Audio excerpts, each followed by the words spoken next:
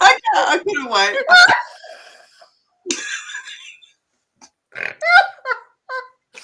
Ooh, that was different. I couldn't even get through that. Oh no.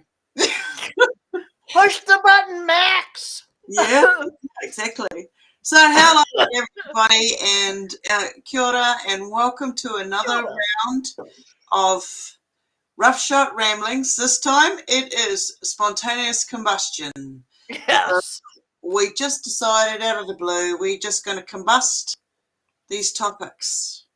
So welcome again, and Auric, introduce yourself. Yep, that'd be me. Here we go. Yeah, this has been kind of a topic on and off for us, but when we always end up saying, "I was like, oh, we could have talked about this, and you end up taking your shoes off because you run out of digits. There just seems to be a lot, and one of the most important things to remember is to not make up your mind, right? So dang skippy quick, keep an open mind and look at all the facets of what is being put in front of us, and make up your own mind. Period. End of story. Yeah. Well, maybe not the end of the story, but sequel will be coming very soon. Yeah. Well. So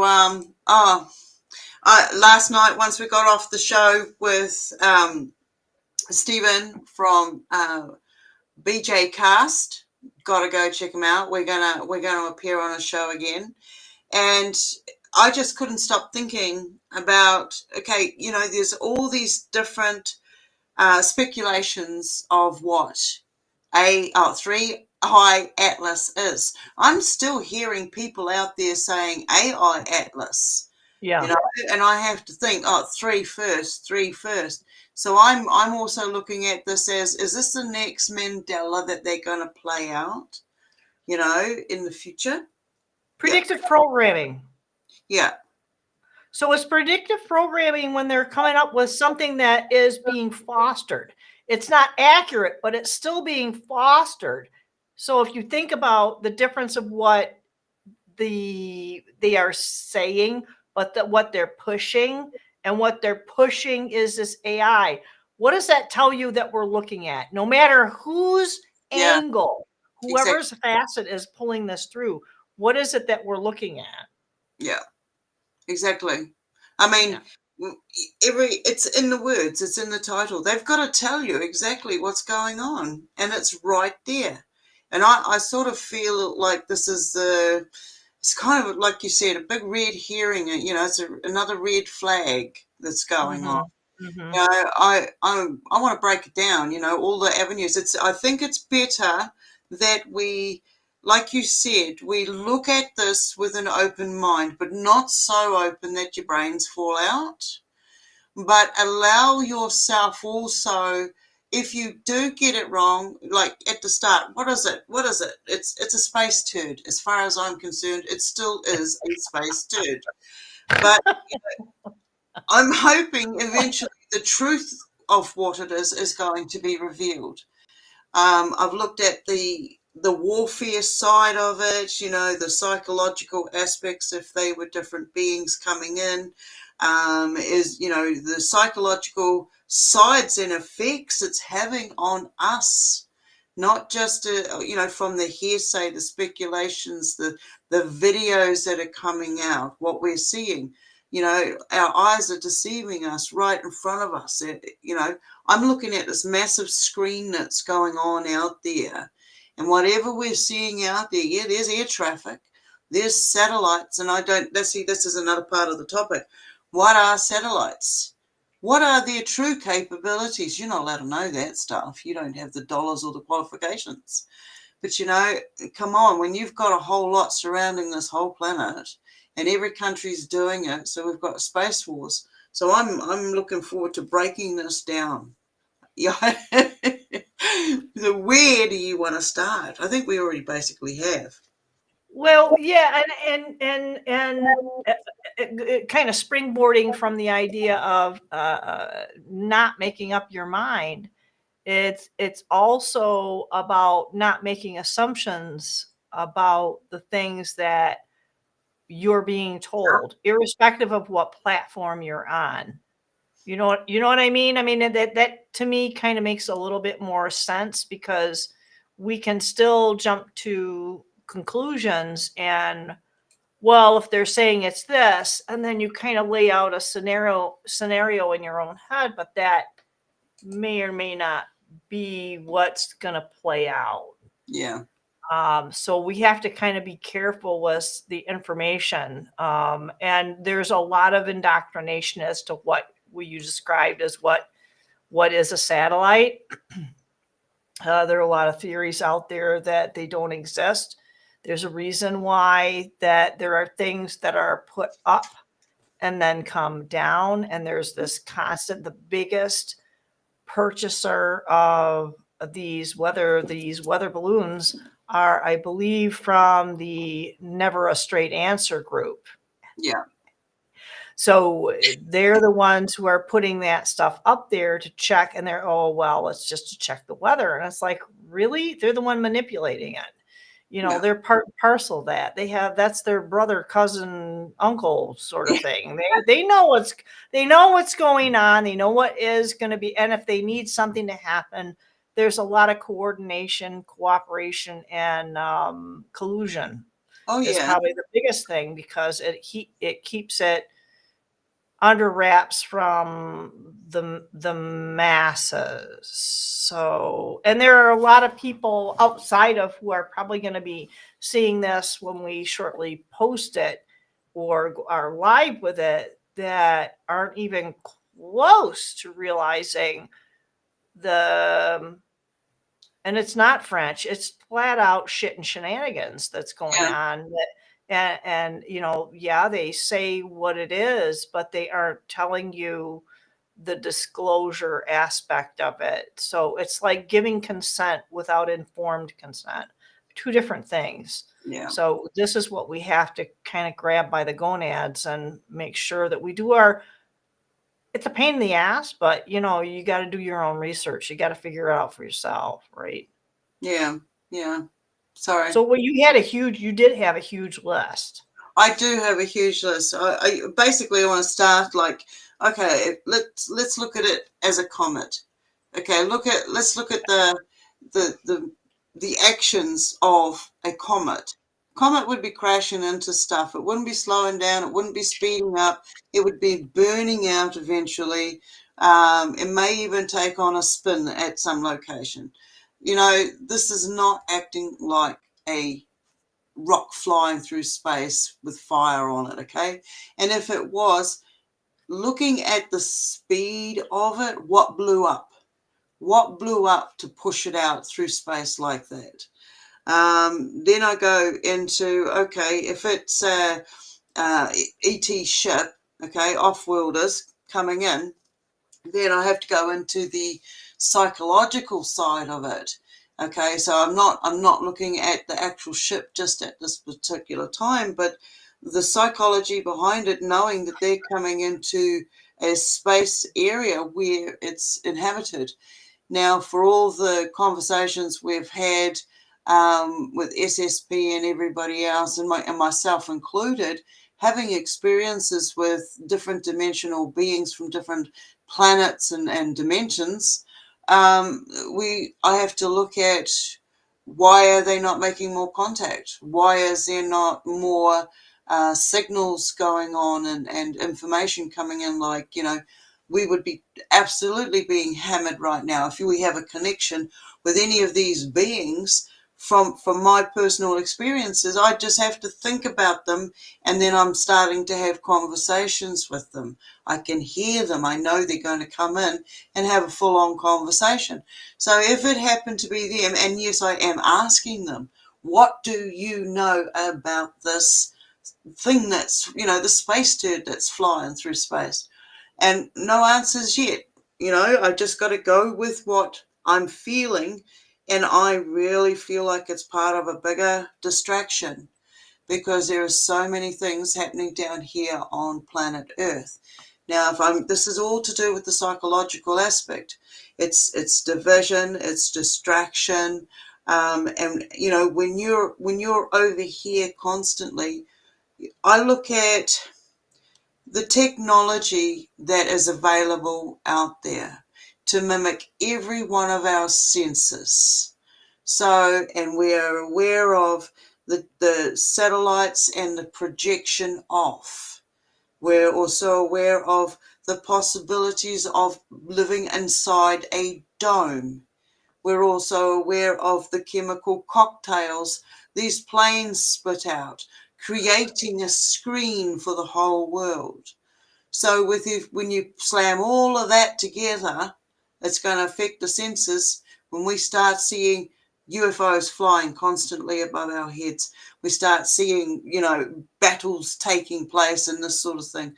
I'm watching people freaking out at these orange plasma spheres.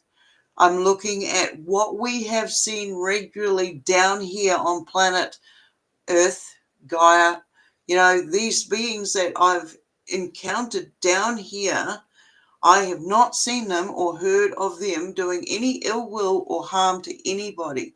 And we have to come into a discernment of being able to know what is fake and what is real. This means recognizing our emotions when they get triggered or targeted, because we are empaths, and this is what we are being triggered with. This is what they're hammering us with. There are so many disruptions. The shift at the moment is there is a major influence going on in everybody's family unit. What you call your family, there is something going down in that space. Mm-hmm. And the way All of us, every group, yes, yes. you know, How crazy is that? but we have to be able to recognize it for what it was. A few of us saw it coming in because we had experienced a couple of hits.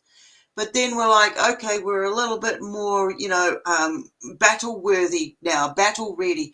We've experienced it. We know what these energies look like and feel like, and the directions they come from. You know, yeah, it's like it's crazy times. They are doing what they can to hit us where our emotional vulnerabilities are. So we have to be careful with, when you're getting into new relationships, when you are giving your heart to someone, or when there's grief and something around, that you don't end up, because of the grief, going into relationships you didn't beforehand. All right, there's reasons you did what you did to be where we're at right now. Don't forget them. Take a look at them. We don't want to get sucked back into those voids. And I feel like all this triggering and stuff that's going on at the moment, it's emotional. And they will target one person for the whole ripple effect for the whole lot to feel it. All right. When you can recognize it, you can say, hey, no, I don't have to participate in this. I don't need to put myself through this. And it doesn't matter what they say about you if you choose not to participate. See, a big problem that we have on this planet is not being aware of the levels of our participation in somebody else's life and somebody else's environment. And if we can't take respect and have respect and for ourselves in those actions as moral compass, then we're not going to know it when it's standing right in front of us. We're not going to recognize the changes when it's right there. Right now is like there's massive impacts going on.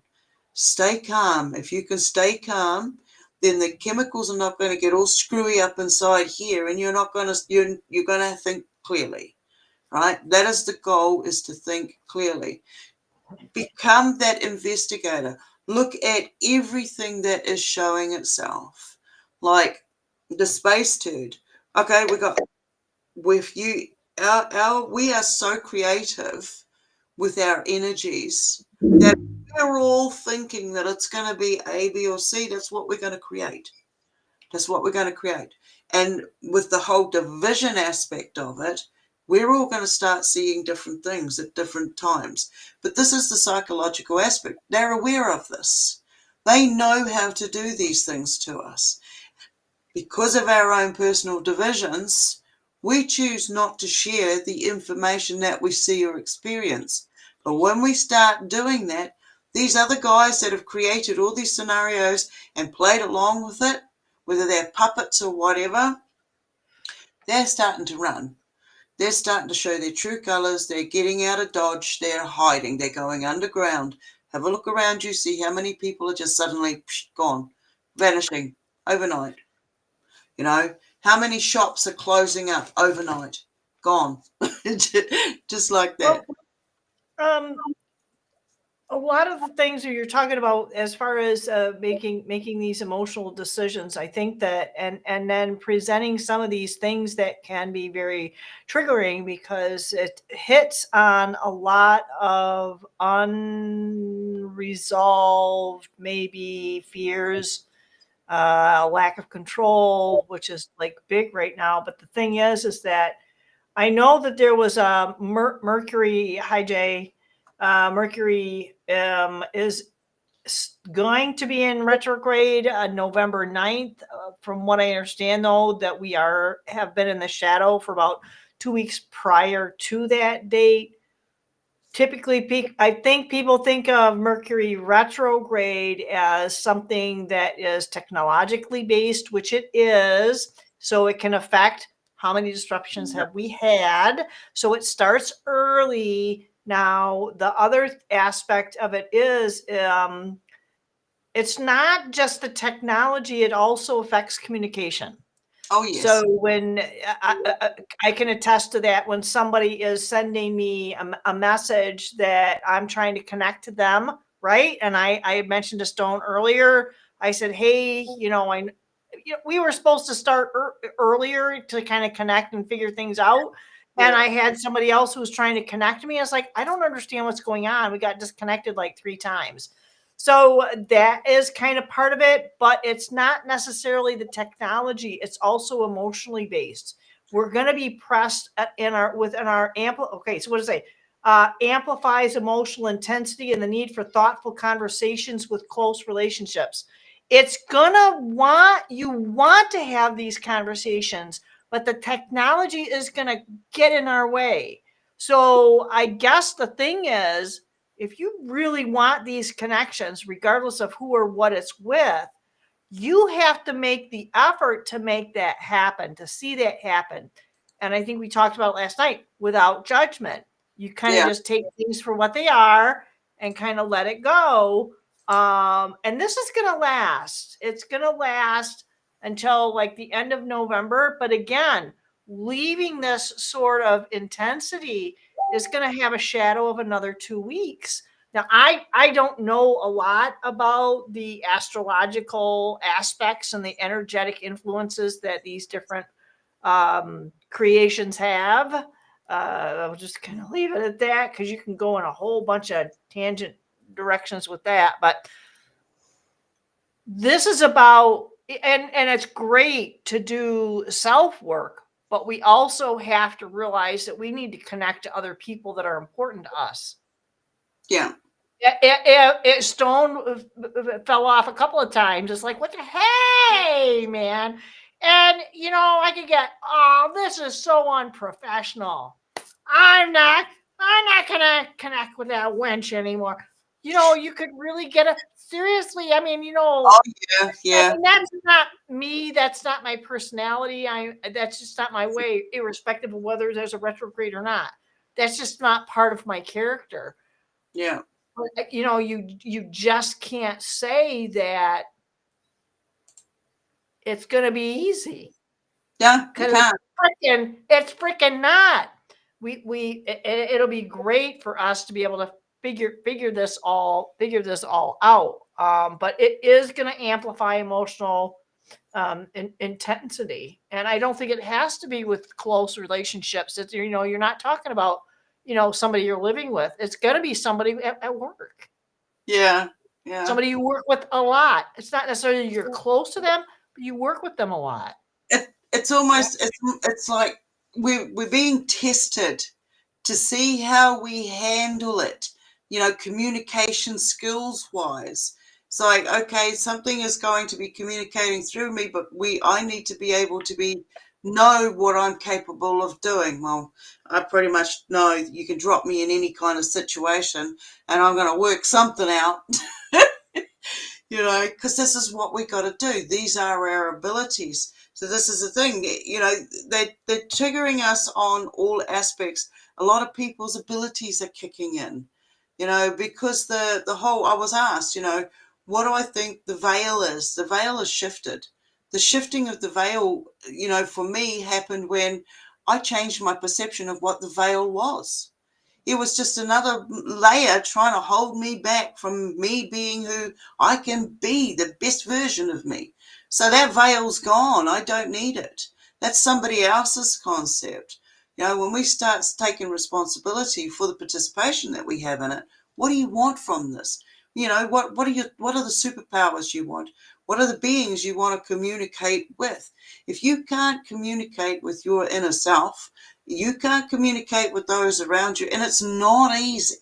It's not easy because through the whole process of communication, we've got to go through, can we trust somebody, yes or no? We have our moral codes. We go, this is professional. This is what we call professional, is like following the 10 commandments and making sure that every aspect is covered. If the technology is going to keep cracking on us and it's like, no, we can't go forward, this is not professional, it's not necessarily that person's fault. Just recently, we redirected somebody off the property because we didn't know who he was, we didn't know what he wanted, we didn't know where he came from. He wasn't making any coherent sense to us at the time, so I asked him to leave. And when he got to the bottom of the driveway, turned around and I re-questioned him. Who are you? Why are you here? What are you here? Who are you here to meet? And then, once that had been worked out, I was able to redirect them to another driveway. I stepped back, thought everything was all good. Next minute, I get this nasty as email that comes to me saying, you can't do this, you can't do that, you were rude to da da da da. Like, what the hell? Where did that come from? Instead of, jumping in and reacting back and saying something that I might regret later on, and I do this regularly, and Aurical reminded me of this the other day as well. Take that time that you need. Write it down, keep a record. I have paper records everywhere. Emails are records. Text messages are records. Eventually, enough of these records will come together, show themselves, and have a commonality. And I know a lot of different scenarios that are going on out there right now with the same situation. All right. Everybody's circle has it. It comes back to one person's ability not to be able to communicate properly. Everybody has these agendas. When you get into a relationship with someone, you go, okay, 50-50, this is the rules, this is what I call respect, these are the boundaries, what are yours, da-da-da. It gets nutted out right at the start. What is it you want to achieve while you're here, da-da-da-da-da. What can I do to help you? And then you go from that. And as soon as it starts to fall down, if there's not that form of communication, it's going to crumble. It's going to turn to shit. People ask about long-term relationships. You've got to put the work in. And you've got to pick a time when, like once a week, if need be, you sit down around a bonfire or something of the sort, light a candle. I've said this in past shows. And you nut that shit out so it's gone. All right, so you re-clarify where you're at so you can move forward. Okay, what is it? It's like a spiritual enema. Knock it out, right? Uh, something that you had mentioned earlier about when you started going through your bullet point list, the comment characteristics, where the image is coming from, is my question. So a lot of times we make these assumptions as that they have these powerful telescopes. Do they really? Yeah. I'll circle back to that in a hot second. And then, but let's be careful of the answers that we are receiving also, even if they're coming in directly into our head. We think, because there's a lot of influences that we have to have that discernment. There's the D word, between what's being fed to us and whatever it is that we're really pushing all that other crap out and saying, okay, what is it? And Yeah. it's not necessarily something that we're looking for, something that's going to make us feel comfortable. But the idea of the images coming in towards us, what did I say I was going to circle around to from that? I don't know. I forgot. Okay. Dang, that's kind of rough. I But had a but and I was I got distracted. I was reading some of the lovely messages in the room. Yeah. I mean, I guess the idea is that where are those images coming from? Yeah. And having that discernment for where it is that we're picking those ideas up, and where it starts to get a little more tricky Yeah. is the ideas that we've already assimilated. And there's something also called an intrinsic bias. And that's something that you're not aware of. Yeah. That's the really hard part. And this is where we need each other. And this is where we need to have that grace, that awareness, that grace with other people. And, you know, I think there was something you said, yeah, NASA, never a straight answer. Yeah. Never answer. But there was something that you had said earlier. I mean, when we were just chatting about some of this stuff, about how we were supposed to, you know, have hope. Yeah. Well, you know, that's my hope. And it's like, I heard, as soon as I heard Joe Dispenza say hope is a beggar, it's like, oh shit, Yeah. it is. Yeah. That is sidelining our power to realize that we already have that. Yeah. Not hope. We have whatever it is that we're hoping for. It's here. It's now. And again, that word that was used last night was embody. Yeah. And what embody from a practical sense means is feeling that, Yeah. sensing that within your core, the core of your being. Yeah. And giving your power over to what we're being fed through whatever the media source, whether it's a comet, whether it's this thing that they're calling, you know, okay, we'll just call it a space poo. Space poo. I don't like the word turd. I'm going to use space poo. That's SP, SP, or it's a space poo. That's actually where we have to be careful, because, you know, I take a back to that. I don't care who says it. Even if I get the idea in my head, that's why I keep that old phone on me that's never connected to the internet, and I can dictate into that thing, and I can say whatever I want. Now, my car might be hearing, the other phone might be hearing, but I don't care. I'm dictating into that phone, and I can look back on it and go, okay, that makes a little more sense, and I can clean it up and just kind of bring it. Yeah. Just bring it.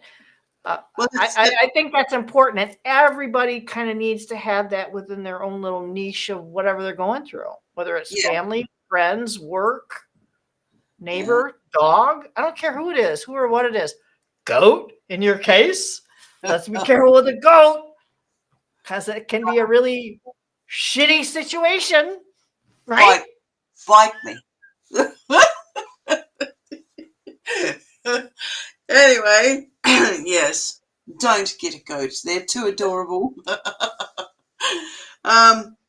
You know, with this whole thing, is like, yeah, you've got to be able to see what's going on around you, because listen to your inner voice, listen to your feeling states, your instincts, you know, and allow yourself that, okay, if you turn around and say, okay, it's a spacecraft with 500 million reptilians, yeah, whatever it is that you you turn around and see it as there, it's like these illusions that these being in communication with some of these encounters I've had with the Greys and some of the other beings, some of the abilities that they have, the technology that they have is able to create illusions, shapeshifters, illusions, feeling states, feeling like you're really, something's there, you've got your heebie-jeebies up, it's giving you some internal,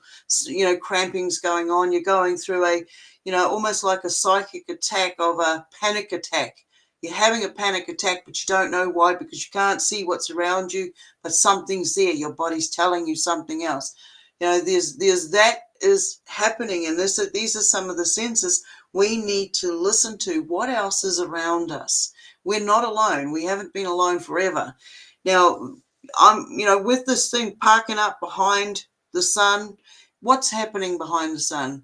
Well, there's been the psychological aspect of it is they've given you a scenario. They've planted the seed that it's possibly parked up behind the sun.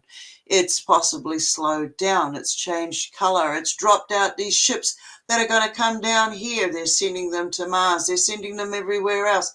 Okay, now, with all of that distraction and everything else is going on and you're paying all of that attention to it, what's happening inside your system?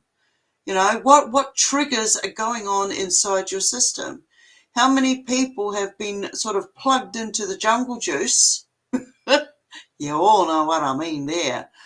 Before that happened, before all of that scenario happened, 2010, I was saying after watching a whole fleet of them go across the sky, I was at a Guy Fawkes party, which is really weird because it's only a few days away. And maybe that's information coming in telling me I better watch out. There's no coincidences. And I said, who are they taking? Who are they taking? They're taking someone. And then I went for a drive in a truck with a total stranger, and there were people walking in the street, because it's just something I did back in the day. And I took some photos of people in full hazmats. And then about not even 6 months later, this whole jungle juice thingy came out, and I'm like, wow, there was a clock in the photo I took and everything. So I already had the information. We already are aware of the information.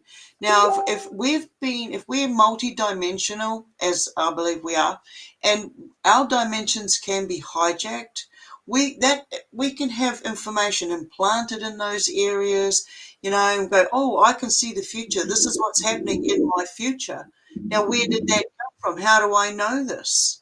We run around in parallel, multi-dimensions and universes all the time. So when we go, okay, anything is possible, that's the first thing I accept, is that anything is possible. When they turn around, hey, Cosmic Voice, when they turn around and they say to you, anything you do and say can and will be used against you. Oh, line up, give me your blood. Line up, give me your swab. I want your DNA, okay? Working in that field, I would have to, this is before this happened, I would have to swab in and out, around, under the arms, take hair follicles because of the job that I had. And they would take, it wasn't just the DNA, the sequencing, it was also what's going on inside this person's body.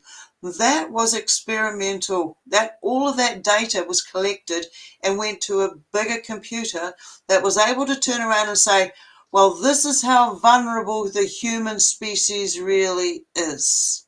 What changes do you want to make while we can? All of this sort of thing. I turn around at that party, basically, people were going to be tagged and bagged. And I came up with a theory, and this might sound really crazy, but here we go. So the jungle juice comes out, you got your tracker inside you, the harvest comes in, and whoever has bought such and such a chattel, okay, goes to that ship, right? So there's what companies can we name? We can't, but you know who I'm saying. There's a whole several bunch of them. But when you put them all together, they all come down to one basic bloodline. Okay? It's about what information they can take from you. Everything we do and say is collected. They want to put meters on our, instead of calling them power meters or smart meters, they're going to be shitbox meters. All right? They want to measure how much waste comes from your house each day. They want to make sure that we're put into cramped living conditions. They, look at the way we are treated on our own planet. Look at who's treating us like this. Right now, I'm seeing this whole planet, Gaia just burst apart at the seams, literally, but it was forced upon her. We've got the planted tsunami bombs that are going to go off. We've got the earthquakes that are going off. We've got the underground tunnels that are going off. We've got a lot of action that's happening inside this planet and outside of this planet. And when I say planet, I'm just basically talking about the sphere that we're on, whether it's this flat sphere or whether it's a round sphere. I'm on this land.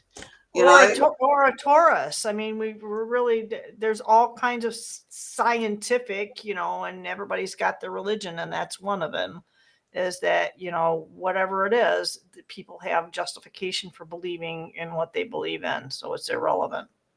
Yeah. While they're busy here, this is the whole humanity thing. They divided us. They divide us by gender, by race, by color, by religion, by thought patterns, by abilities. They give us labels. They divide us by food groups. Literally, they give us certain foods to make sure, okay, that population got this much larger by eating this food. They got sicker. They got dumber in the head. They will break it all down. We're broken up into these divisions. And like you were saying the other day, some people will say it's a school. What do you want to learn from being in school? Okay. My classroom, my school classroom is this, my environment, every single day, everywhere I go, every dimension I go in, I'm learning something from there. I stopped myself from taking the role of being a teacher because that, to me, it's a wonderful position, absolutely, but it's also a stuck state. The best kind of teacher is the best kind of full-on student. You have to be able to always ask questions and get it wrong. Get it wrong now and then, because that shows your growth. That shows your inner awareness that you are allowing yourself to grow and take on other perspectives, other alternative views. Just, always stay grounded in your, belief system and stuff. But don't forget that we are in a growth process. We are going through a massive shift, and we're going to be the leaders. We're going to have to turn around and tell those that are coming that want the truth. And we have to be able to hold it in the now, because them out there, they're not. They can't. They fixated on one object, and then that's it. And that's the other thing. 9 objects.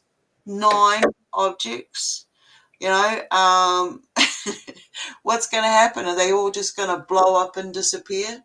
I made a bit of a prediction last night when I was talking to my housemate, and I put a date with it and I put a color with it. I'm not going to put it out there just yet. I want to see if I can make it happen. How powerful are we really? How powerful are we really? Why are they pulling out all the stops? Using all our senses against us, trying really, really hard to stop us from seeing who we truly are, what we're truly capable of, seeing that we don't need these government organizations because they're not good for us. To me, someone who's meant to be watching out for us as a people, for them to get into those positions, this means that all peoples need to have a roof over the house, over their head. They need to have these, they need to have shelter, the basic needs, basic necessities, okay? Shelter, clean water, and clean air. They are the main. Caveat to that. Yeah.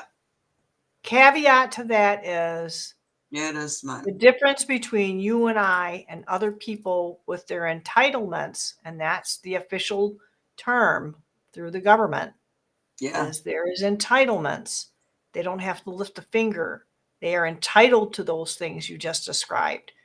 But you and I know that it's not just if someone gives you that property, if they give you without financial constraints to walk into a place, and yeah, it's been proven over and over and over again, if you don't have some type of investment or vested interest in whatever it is you're pursuing, whether it's a house, a car, an education, if you don't have that, you're going to take advantage of it and you're going to dump on it.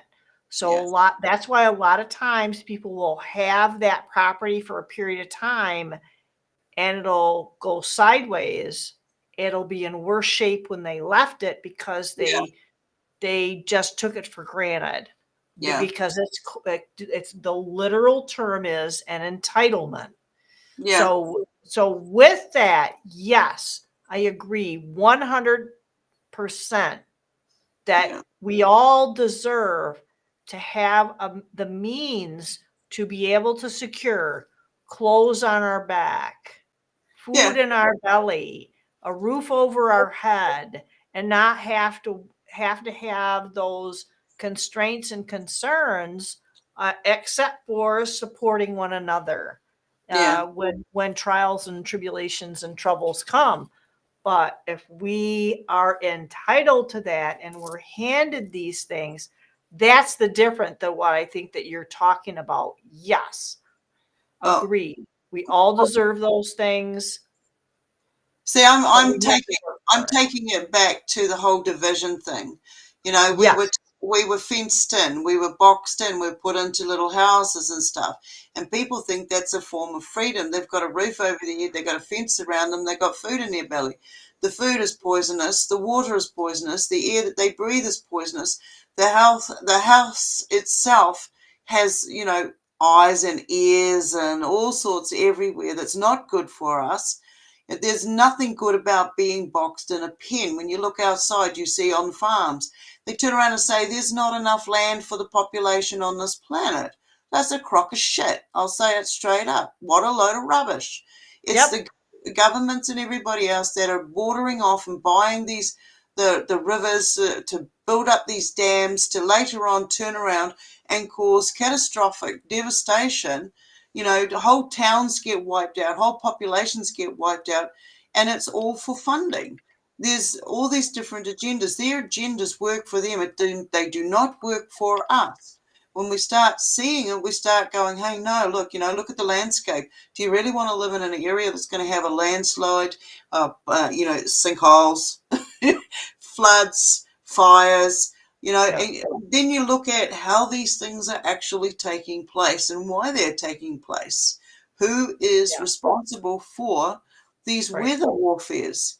Well, part of it is the person that gets in a plane to go to fly to another country to visit their friends, they are participating in the chemtrails being sprayed. They don't care. It's in their tax. The government buys, sells, loads up. There's never one agenda attached to any agenda. So what I'm saying Do is, you think that the commercial airlines yeah, are part of the chemtrail I've seen system? it. I've seen it. Air New Zealand planes fly over here, dropping chemtrails all the time. Okay? Wow. I've Because seen I them. know that I've heard and I have seen, because there are craft here, they don't fly high enough. I'm close to an airport. It's like 20 minutes away. The next one is an hour south of me, and outside of that is one that's like 90 minutes. So I'm really not going to see a lot of traffic from that. But I Okay. don't see these craft high enough to do these things, but we do see them. So I'm curious as to where they are coming from, because they are little teeny tiny pinpoints. So the ones that we're seeing here are indeed very high up. They're probably over 35,000 feet, if Oh, that's possible. Because I know that when we have flown from here in the States to New Zealand, that they, you have the little screen and you can track all that stuff. You can see, they'll tell you your airspeed, they'll tell you how high you are, all that stuff. And I think that that's fascinating, because the other thing I heard about these commercial airlines is not necessarily that they're involved in that, but that the craft that really do the powerhouse of the trailing, I'm not going to use the C word, that those are not even, they're not manned. They're autonomous. They're programmed, and they do what they do, and they drop what they drop when they're meant to drop them. Yeah. So there's no one in them, no organic being in them. It's all driven by remote, and it's at an extremely high altitude. So that's interesting that they're even, and I guess it kind of makes sense though too what you're saying, because it's at different strata of the atmosphere. Yeah. If you take into what you've just said, I mean, they've got drones that spit fire, spit water, deliver parcels, spray China, spray for mosquitoes. Oh God. They do it here. There's a mosquito mitigation program here, and I think it was one of our things that we did. I had to run around the house and close all the windows. They created those mosquitoes for a reason. Yes. So now they create the technology to get rid of these mosquitoes, but that's just a ruse to bring in, another sort of armed force by remote control, remote vehicle control. Back in the day when we were having the flyovers with the military, they were waiting to do a pickup, which we just happened to bloody witness. We were seeing this. We were seeing the practice runs. We were seeing the different beings come over. We were seeing the chemtrails being dropped by the actual planes. I have got footage of translucent planes. I've got footage of what look like dots dropping these trails. So whatever it is, the government is fully aware of it. If I can go outside and I can see something fly past or whatever show itself, then I know that the government is aware of it. I know that these so-called satellites would be picking up all of this information. So these government organizations, whatever you want, never a straight answer. Whatever they put out there to me is rubbish. If I can't put myself into that position out there and see it firsthand, then I cannot seriously take it as full face value. I can't do that. They have the technology to recreate a total alien invasion. Everything that we have seen in all the movies, all the predictive programming and everything out there, we've seen it. It's inbred in us. And as soon as they announce that this is an alien invasion, you watch the blimmin' panic that's going to go on. But this is what it's designed for. They will stage a fake alien invasion and then wait for everybody, come in and be the saviors, clean up the mess, only for the real guys to come in, and because everybody is all negative about what they've just experienced, they're going to transferable anger onto the new ones coming in. So it's like we have to be very careful. We have to be able to identify our emotions, whether they're true emotions or whether they're MK altered or, sonically sent to you. Because there are a lot of abilities out there that both the beings have, the, undercover governments have, the whole shit and caboodle. We're just a little ant on the top, but we're still amazing. They need us. They need us. So whatever they do here, they're not going to wipe us all out. They need us to be here. Looking at the Hopi prophecies, it's not just the Hopi prophecies. I'm looking at the Maya, the Maya people. I'm looking at all Aztec side of it. I'm looking at the Egyptian side of it. There's all these different angles that talk about the same thing.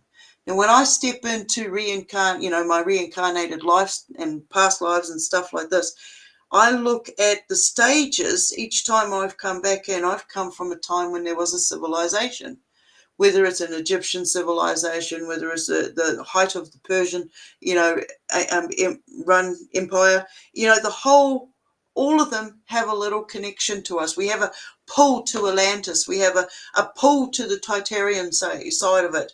We have a pull to, the aquatic side of it, because we've been there, we've lived this. This was a civilization that we were fully emerged in. And now they're going to try to do a new one. What's the new species they're going to try to drop on us? Well, I see it as if we turn around and say, hey, no, we're not having this, we got to shut this AI down. We can have power. We can have the warmth in our homes. When we go back to saying, what do we really need to have at the end of the day? How much food do we really need to eat each day? What skills do we have? What transferable skills do we have? So that we're putting in our energy to get back what we need. We don't need a lot.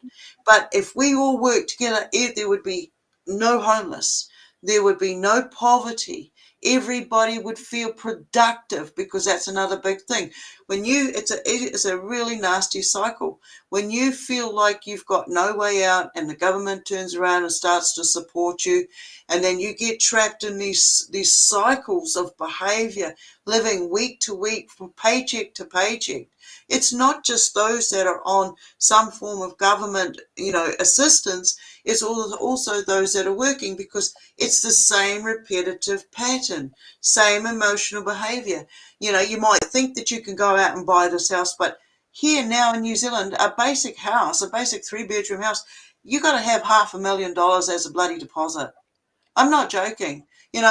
Even in the rural areas out here, the prices are still through the roof.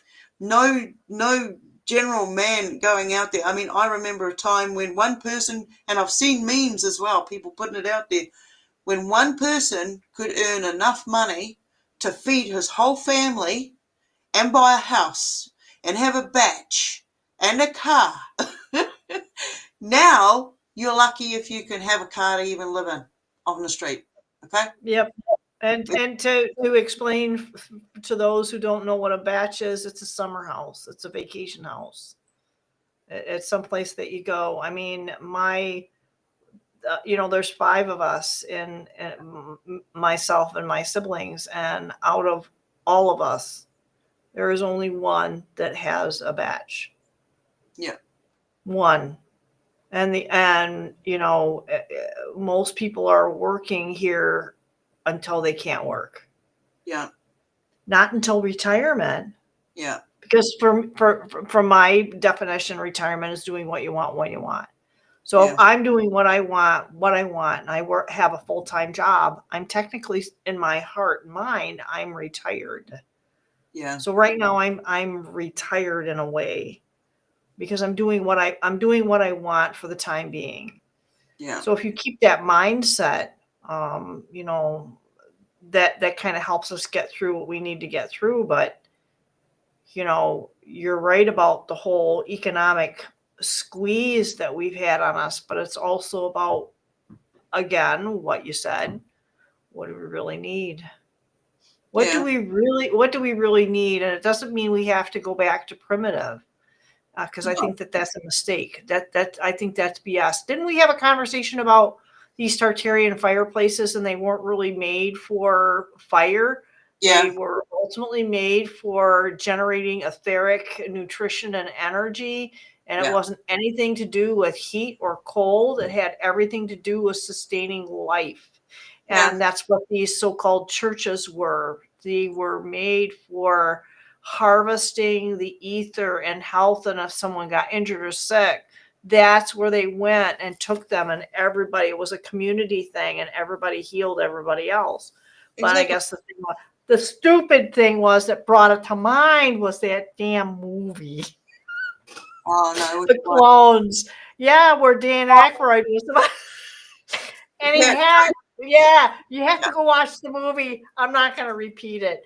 I'm not a particularly delicate person, but I'm not going to repeat it. I'm just going to throw that out there. But yeah, you didn't have the anatomy. Okay, I'll to put it delicately. I'm good with it. I'll be a wordsmith tonight. That you don't have, you didn't have the anatomical structure that required elimination.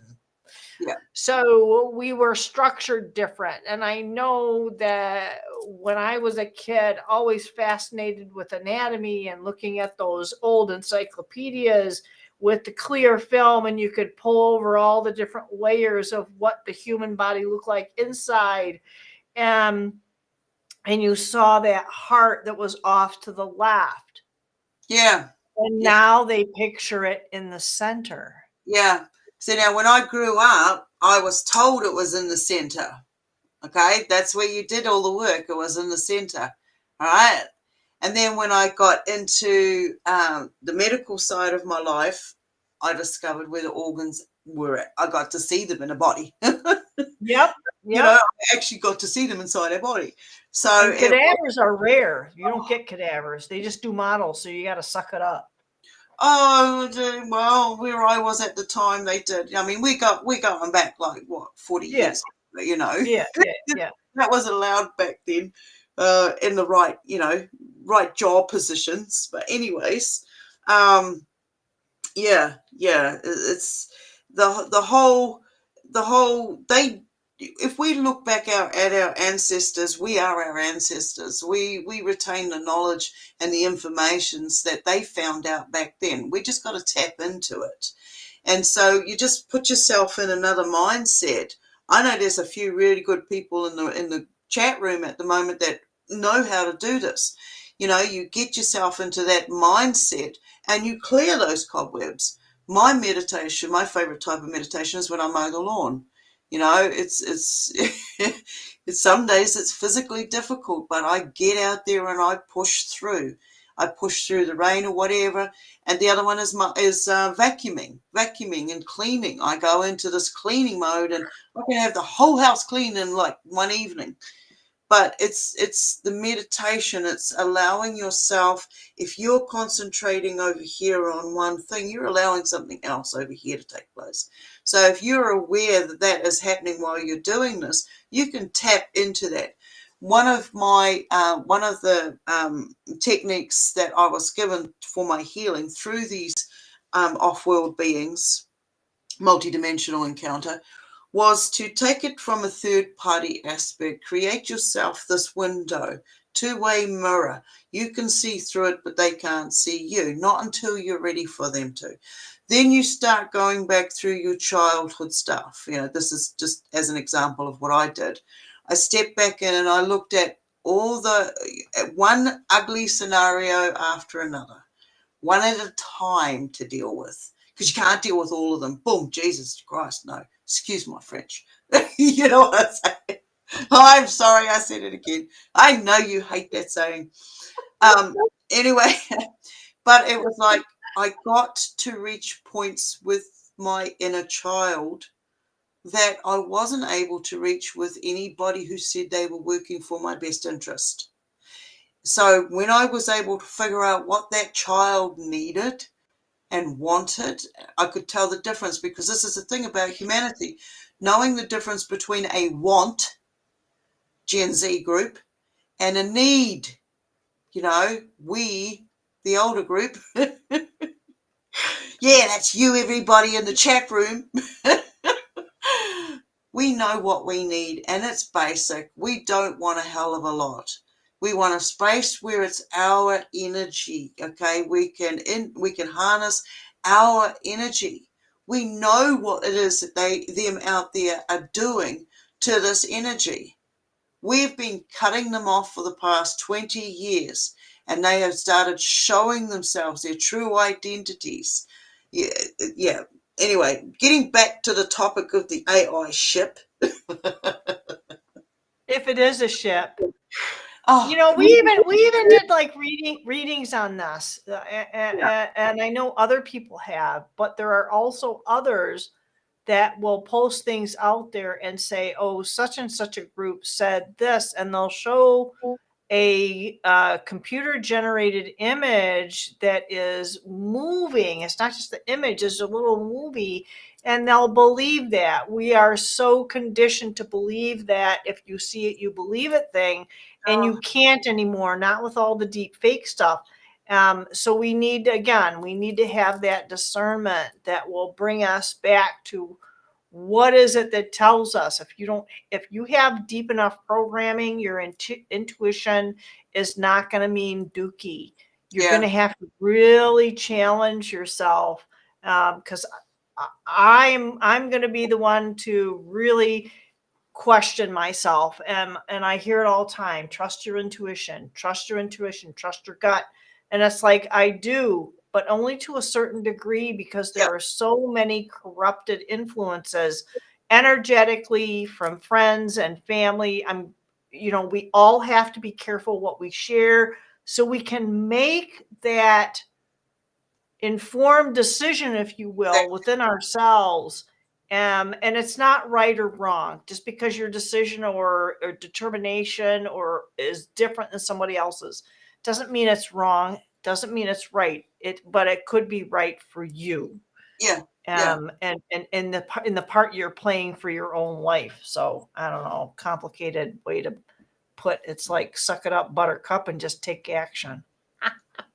I think, seriously, it's better to have an open mind about this, because, but be safe in your judgment of what it is, and it will change. It will change.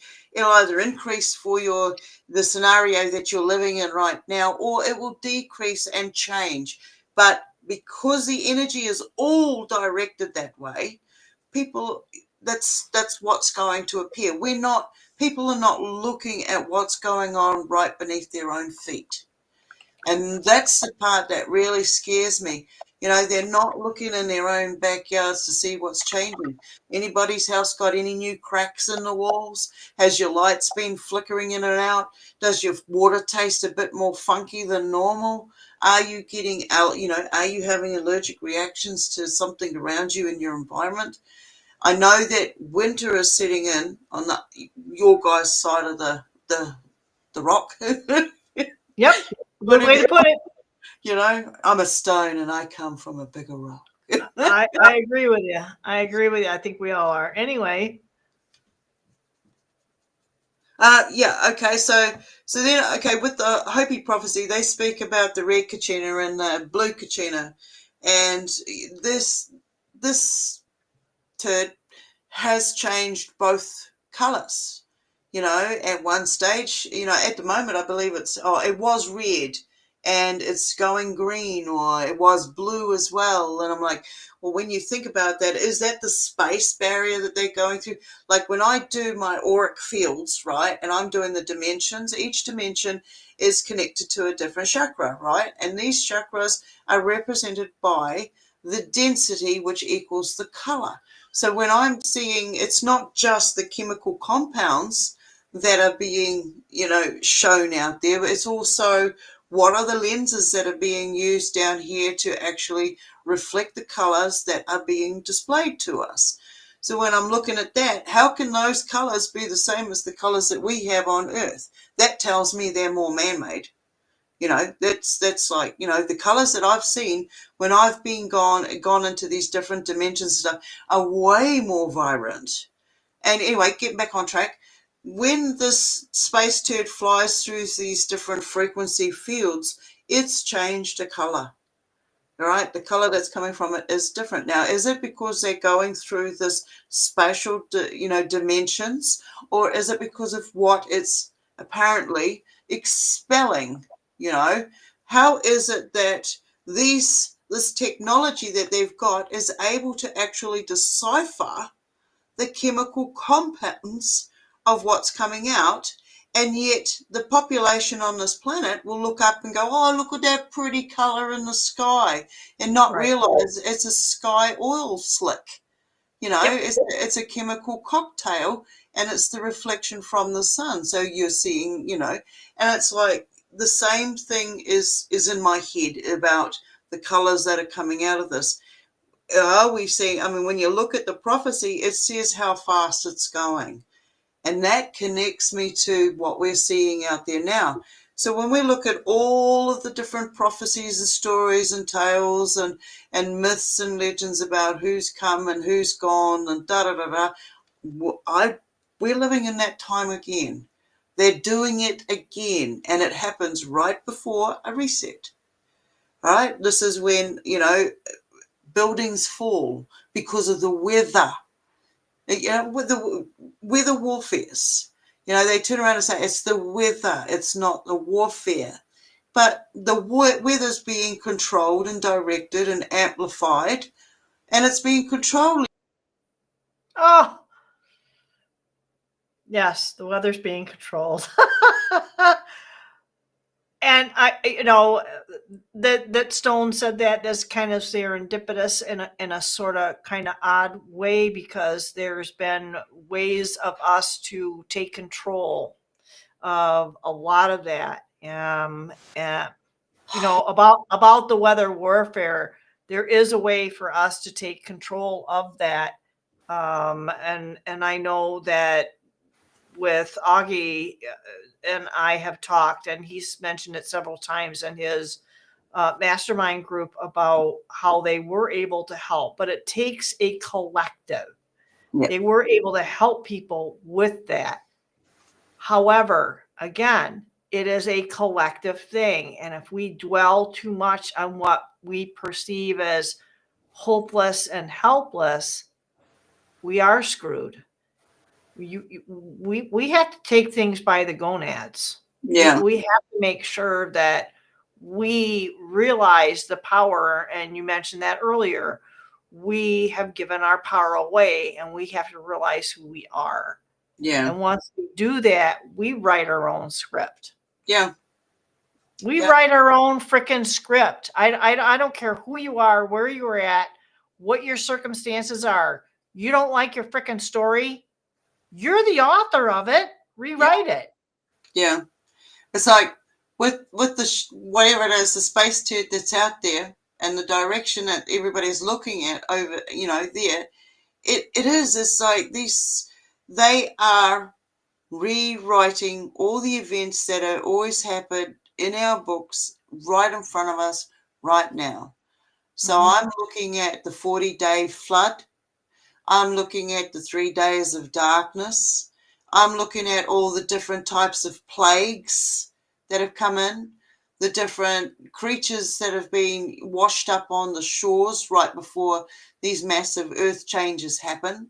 They can hear, they can feel the frequencies in the land and under the water.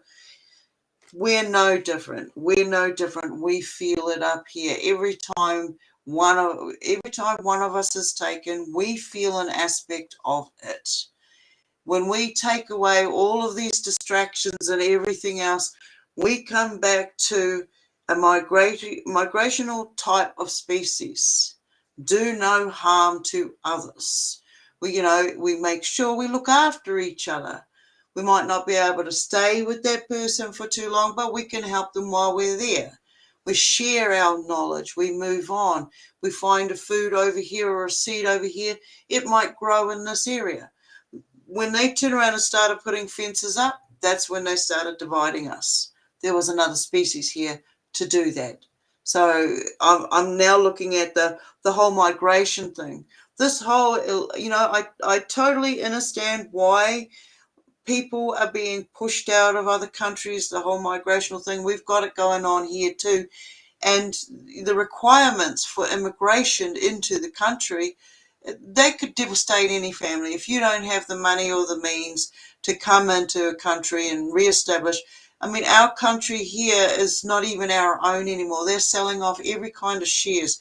Our wood, and the wood that grows here doesn't belong to the people or the land. It's genetically modified, most of it. I've lived in some beautiful bush areas only to just now, every time, it's almost like wherever I go, they come along and they cut down the trees. And I'm like, no, I need this to survive. I'm an air breather this time round. And, so I need these trees. What I expel, the trees breathe in. The trees, what they expel, I breathe in. So, there is a symbiotic relationship between us here on this planet. So we've got to take care of it. You know, so when they're out there and they're throwing all this stuff at us and that, I go back to, you know, it's not caveman, it's not primitive, it's I know how to do, I know how to make clothing, I know how to make linen. You know, I adopted the abilities because of, you know, a hobby interest, a sport interest, a living history, you know, I don't even want to call it reenactment. Reenactment I type of don't thing. want to call it reenactment because I Okay. wasn't reenacting anything. I really did wear the helmet. I really did get hit in the head with an axe. But You know? you were reenacting a historical event because technically that's not really what's going on. But I mean, that's a really good point that this is something that is sustainable. Yeah, And I don't think did we talk about that yesterday, but I know we talk about before and after about the clothing that we wear, and you know the cotton that I have on, and that there's not just the cotton, and you have to be careful where you source that from. There are natural products that have been placed to the wayside, especially things like flax. yeah. Flax is huge. Flax, cotton, bamboo. Oh my gosh! Anybody who's got anything with bamboo made, it's phenomenal. Yeah. I actually bought. It was made in South Carolina here in the States. It's a comforter with a pillowcase, and it is made out of organic, ethically sourced cotton, and it has a little bit of stretch to it. Guess what? It's not elasticine, which is the synthetic version of rubber. Yeah. This is natural rubber from a rubber tree, sap from a rubber tree. Yeah, it costs you a little bit more because their volume is so much lower than Walmart. But it is brilliant. It is one of the best wearing things. It's 7 years old and it looks brand new. Um, Same thing with the bamboo, brand new. Same thing with the high quality cotton. It is like brand new. yeah. So when you buy that, and it wasn't hugely expensive, the comforter was a little bit more, but from a practical perspective, if we support those things and we're saving up for those things, we can go ahead and foster these small businesses. Oh, yeah. That's the survival aspect. Yeah. It's not just providing for us; it's providing for the local and small business people. You So, know, and yeah. it's healthy. Yeah, the thing I'm careful with the small businesses, I'm all for supporting local small industry. And it's like, okay, I don't want to share it too much because I don't want them to get shut down. You can call it selfish if you want, but at the end of the day, we are going to end up going back into a time where we barter with each other. We barter our skills. And we've got to make sure, I mean, there's infiltration everywhere we go. Back in the day, I helped a group called, we were working with what was called the Green Dollar. And we had a community hall where we started off, and I did this when we moved down here to Tikawiti as well, started off with going from house to house and, starting up your own little garden and having too much produce and sharing it with your neighbors, and then the neighbors sharing it with you. And then you get too many, you start sharing your plants and you start sharing the seeds. And then you start sharing your skills. You start sitting down and having movie nights.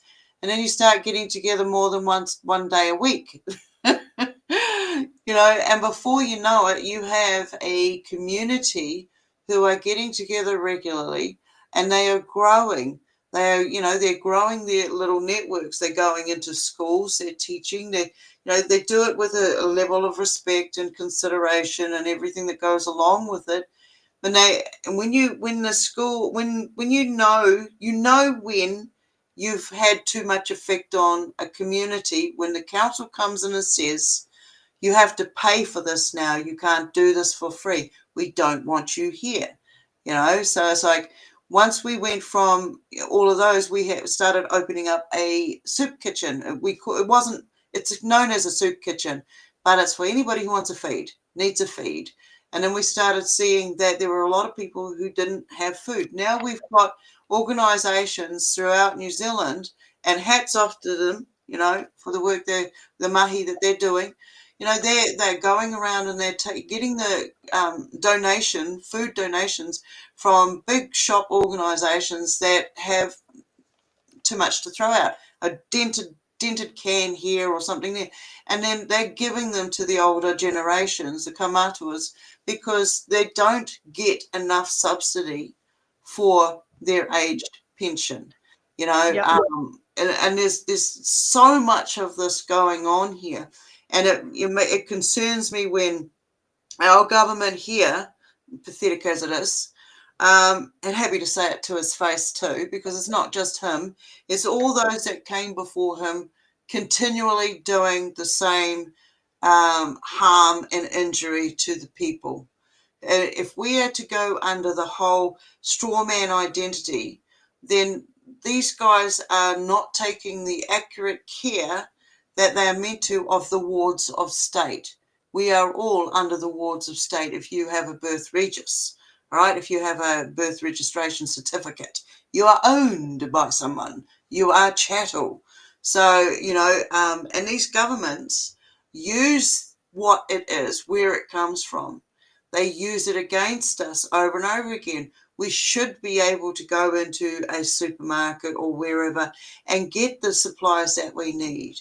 You know, when people got too greedy, because when you don't have anything and suddenly it's available, you just keep taking and taking and taking. You know, it's like Pavlov's dog. You ring the bell, they're going to come running for food. I did an EVP about a week and a half ago, and I asked it for a name, and the name that came back was food. Now, all my pets I ever have always answer to the name food. As soon as I say food, they come running in to get it. So I thought that was a bit of a, you know, wow, out of the blue, the EVP answered food.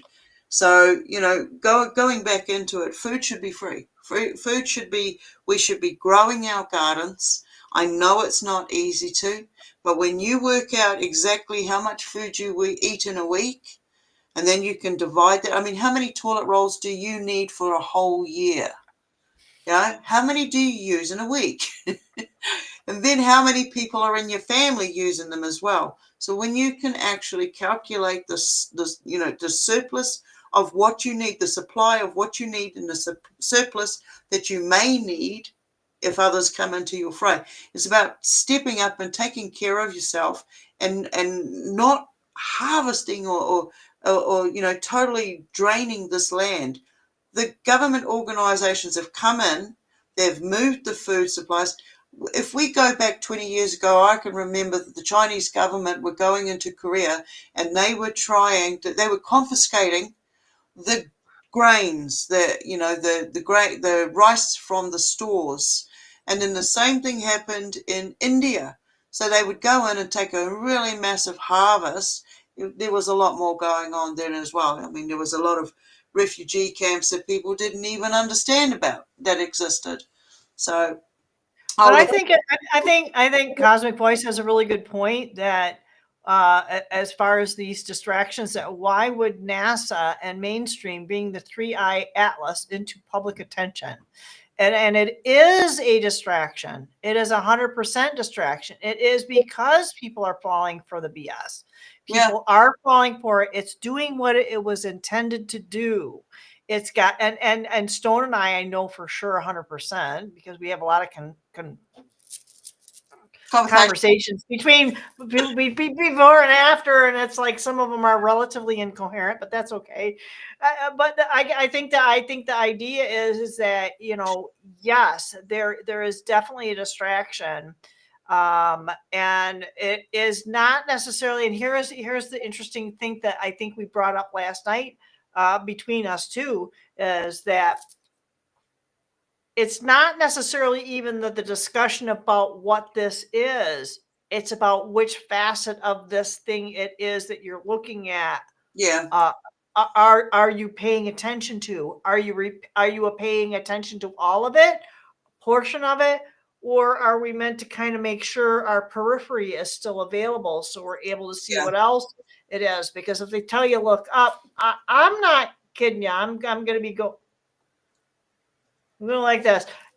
Maybe that's something that's innate within me, because I'll sit there. If somebody tells me, I don't care who it is, if you tell me you need to do this, the middle finger in my mind goes so high and is so strong. I am probably going to have a real big problem.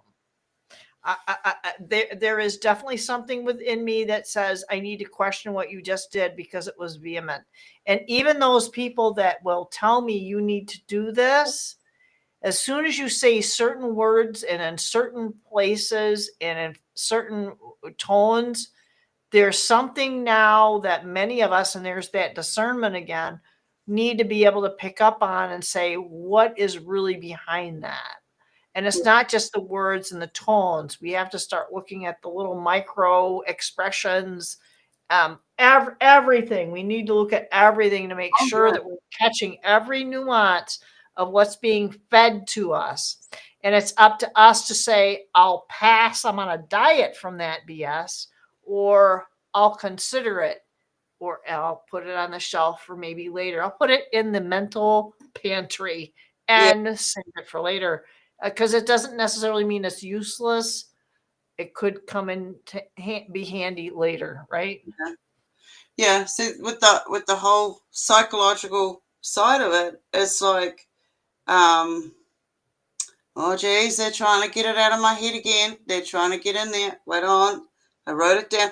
Okay, we got the military side of it. So when they start creating all of these distractions, when people are looking up, they don't realize what's moving into their local township. They've got all these different devices ready to go. I've seen some of these devices, these sonic machines and stuff. I was in a location where my speedometer in the vehicle started going whack on me. And I'm like, oh, come on. So I was on the way to a funeral. So I pulled over and I gave it 5 minutes and then I drove off. It was good as gold. And then what it actually showed me was, along my journey, there was a massive, I don't know, a couple of surveillance vans. They had the latest tech on top of the roof and stuff. This was the new extended Western motorway through West Harbour. Or was it West Harbour? Yeah, it's over the Green Height and around that way. But what ended up taking us to Albany. So when we getting there, we ended up having a motorbike police escort, one in front and one behind. And when we turned off to the cemetery, they turned off the other way. But it was just reminding me that they knew exactly who I was, what was going on, what was wrong with my vehicle. It shouldn't have been on the road. And all these other things, but they were totally aware of it and they still let me go through. They knew that I knew. And so these devices that they've got out there, they know what you're thinking. You don't have to be near a bloody cell phone. You think about all the massive spatial energy that's going on. If you listen, you can hear people talking. You don't need any of these amplifications. I hear it all the time. You reminded me somewhere. I'm just going to jump off the thing at the moment. Last night I got into bed and I was only like 30 seconds and I sat myself up. I sat myself up and said, holy shit, what was that? What was that? I felt, now the questions I was putting there before I went to sleep was, I want to know the truth behind this space turd. I want to know what it is. Show me what it is. And when I got this impression, I don't know if it was connected or not, or whether it was some being trying to tap into my mindset, my feeling state where I was at the time. But it was very angelic. It was very angelic. It was a very overwhelming, safe presence. And I don't trust that stuff. I can't trust anything like that because of what has been shown to me and what I've experienced back in the day. And I would love it to be real, but if it's coming like that, I've got lots of questions. You don't just show up and then bugger off again. Even if it's a dimensional connection that we've got to hold, you come in and you complete the conversation, the message, hey, I'm here, I'm this being, I'm from this. You share your clear intentions. If you have another being, creature, entity, whatever, and it's not sharing its clear and making clear intentions with you, you leave it alone. You tell it to bugger off. It has no power over you, right? You expel it. Expel those demons. And look at all the stuff that's going on. We've got this whole, everybody's, if you're not concentrated up here, looking up there, you're concentrated on the Halloween energy. All right. And all the rituals through history that have taken place, all that energy all gathered together. If there is a reset and a harvest, they're not going, and then they come for a pickup. Where is all of this energy and stuff being stored? Is it in the planet? Is it exterior from the planet? Is it on the moon? I'm thinking about, if you look at the Aetherius Society, they store our energy in a box and they send it to another community to go, oh, we want all this good energy to bring that community good wealth or good harvest or da-da-da-da, medicine in a box. What else is behind that? They don't tell you what they're doing and how that energy is going into the box. I've seen people, I've witnessed it firsthand. You go in, you sit down, next minute, you're out. You're out like a light. And you were all lively 5 seconds before you came in. It's because your energy has just been sucked into that box. They know the dimensions of the room to be able to do it. So the transference of energy is a very real thing. But when we're getting these beings and creatures coming in, and I'm getting some new ones, it's like, hey, wait a minute, who are you? Where do you come from? Who's trying to tamper with my fields, my waves? We can have an impact on anybody else that comes in and watches what we're doing. They can have an impact on us because we're sharing of like mind, of clear intent of what's going on. Now, with the military, I feel like they're sneaking into these positions undercover. And then when everything goes down, they'll come out and do a cleanup. They'll do a cleanup. We've got, okay, now.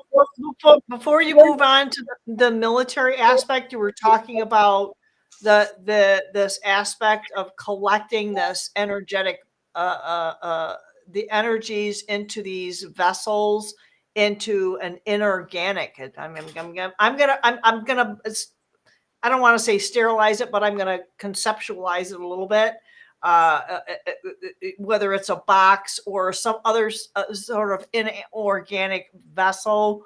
So one of the things, and I have no idea why, but all of a sudden this started popping up about these ghost towns. Yeah. And I get that. So there's a huge one and they're trying to re-energize or repopulate some areas in Asia because I'll use the C word and I'll say cull. And the other thing that started popping up after I saw that was the average U.S. Berries, depending on the source, but as far as the ghost towns, is about 4,000. Yeah. Más o menos, more or less. And then what popped up was so think about how big the U.S. is. Pretty big space. So explain to me why this little town, and I'm not picking on this and Stone, I'm telling you right now, this might be, it's not serendipity. That card actually came up for me in a reading today was serendipity. I don't think it's serendipitous. Is that this guy, he's pretty cool. He goes all over the world. He does these little unusual vignettes about these different areas of the world. One of the things that he did, he visited Italy. He visited 4 towns. But the statistic that he gave was small country in relation to the US, right? 6,000 ghost towns in Italy. So what does that tell you about the previous reset? What does that tell you about the survival of those people that are there right now and the resiliency of what we are, wherever you are, that we need to have Yeah. moving forward? Yeah.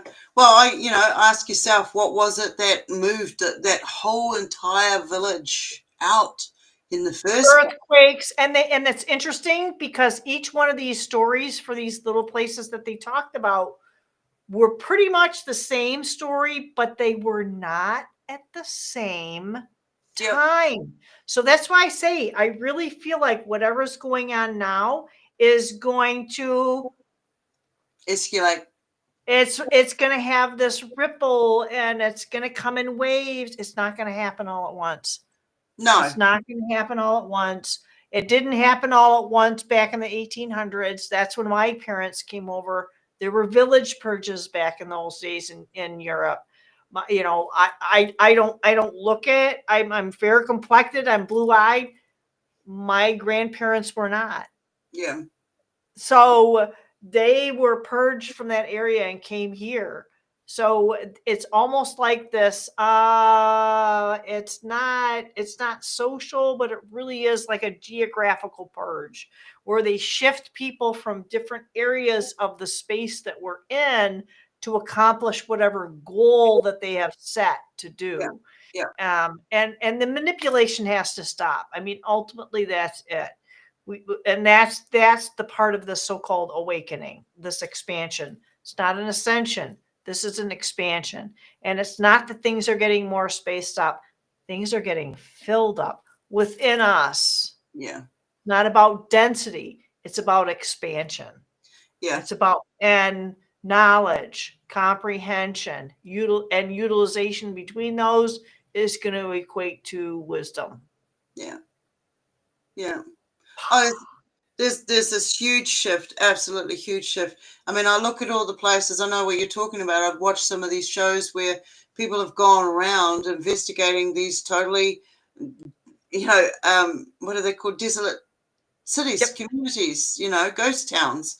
And I'm like, I live there. I live there. What was the reason they left in the first place? What man-made reason did they have to up and go? Just leaving everything on the kitchen table, leaving everything just gone and never returned. What was it? Where did they go? Why didn't they come back to those locations? Totally different to what's happening over with these weather storms like Jamaica at the moment. Totally wiped out. But then you look through history and you see these old paintings. Well, I'll have to go through and find some of these paintings and put them in the upload for Rumble later on. But there's this one particular one, and it's got 4 clouds, and they're all like cherubs blowing towards this community. Everything is in rubble. You've got skeletons and dead bodies coming up from the ground. This was at around the same time. We're going back to the 1500s, and they were seeing all different types of orbs and tubes and stuff breaking out of these things, and war explosions on the ground. I don't think they were being shot out of the sky. I think that they were crashing onto the earth because of the frequency that's going on. If you look in some of these old paintings, you can see, street cables and aerials.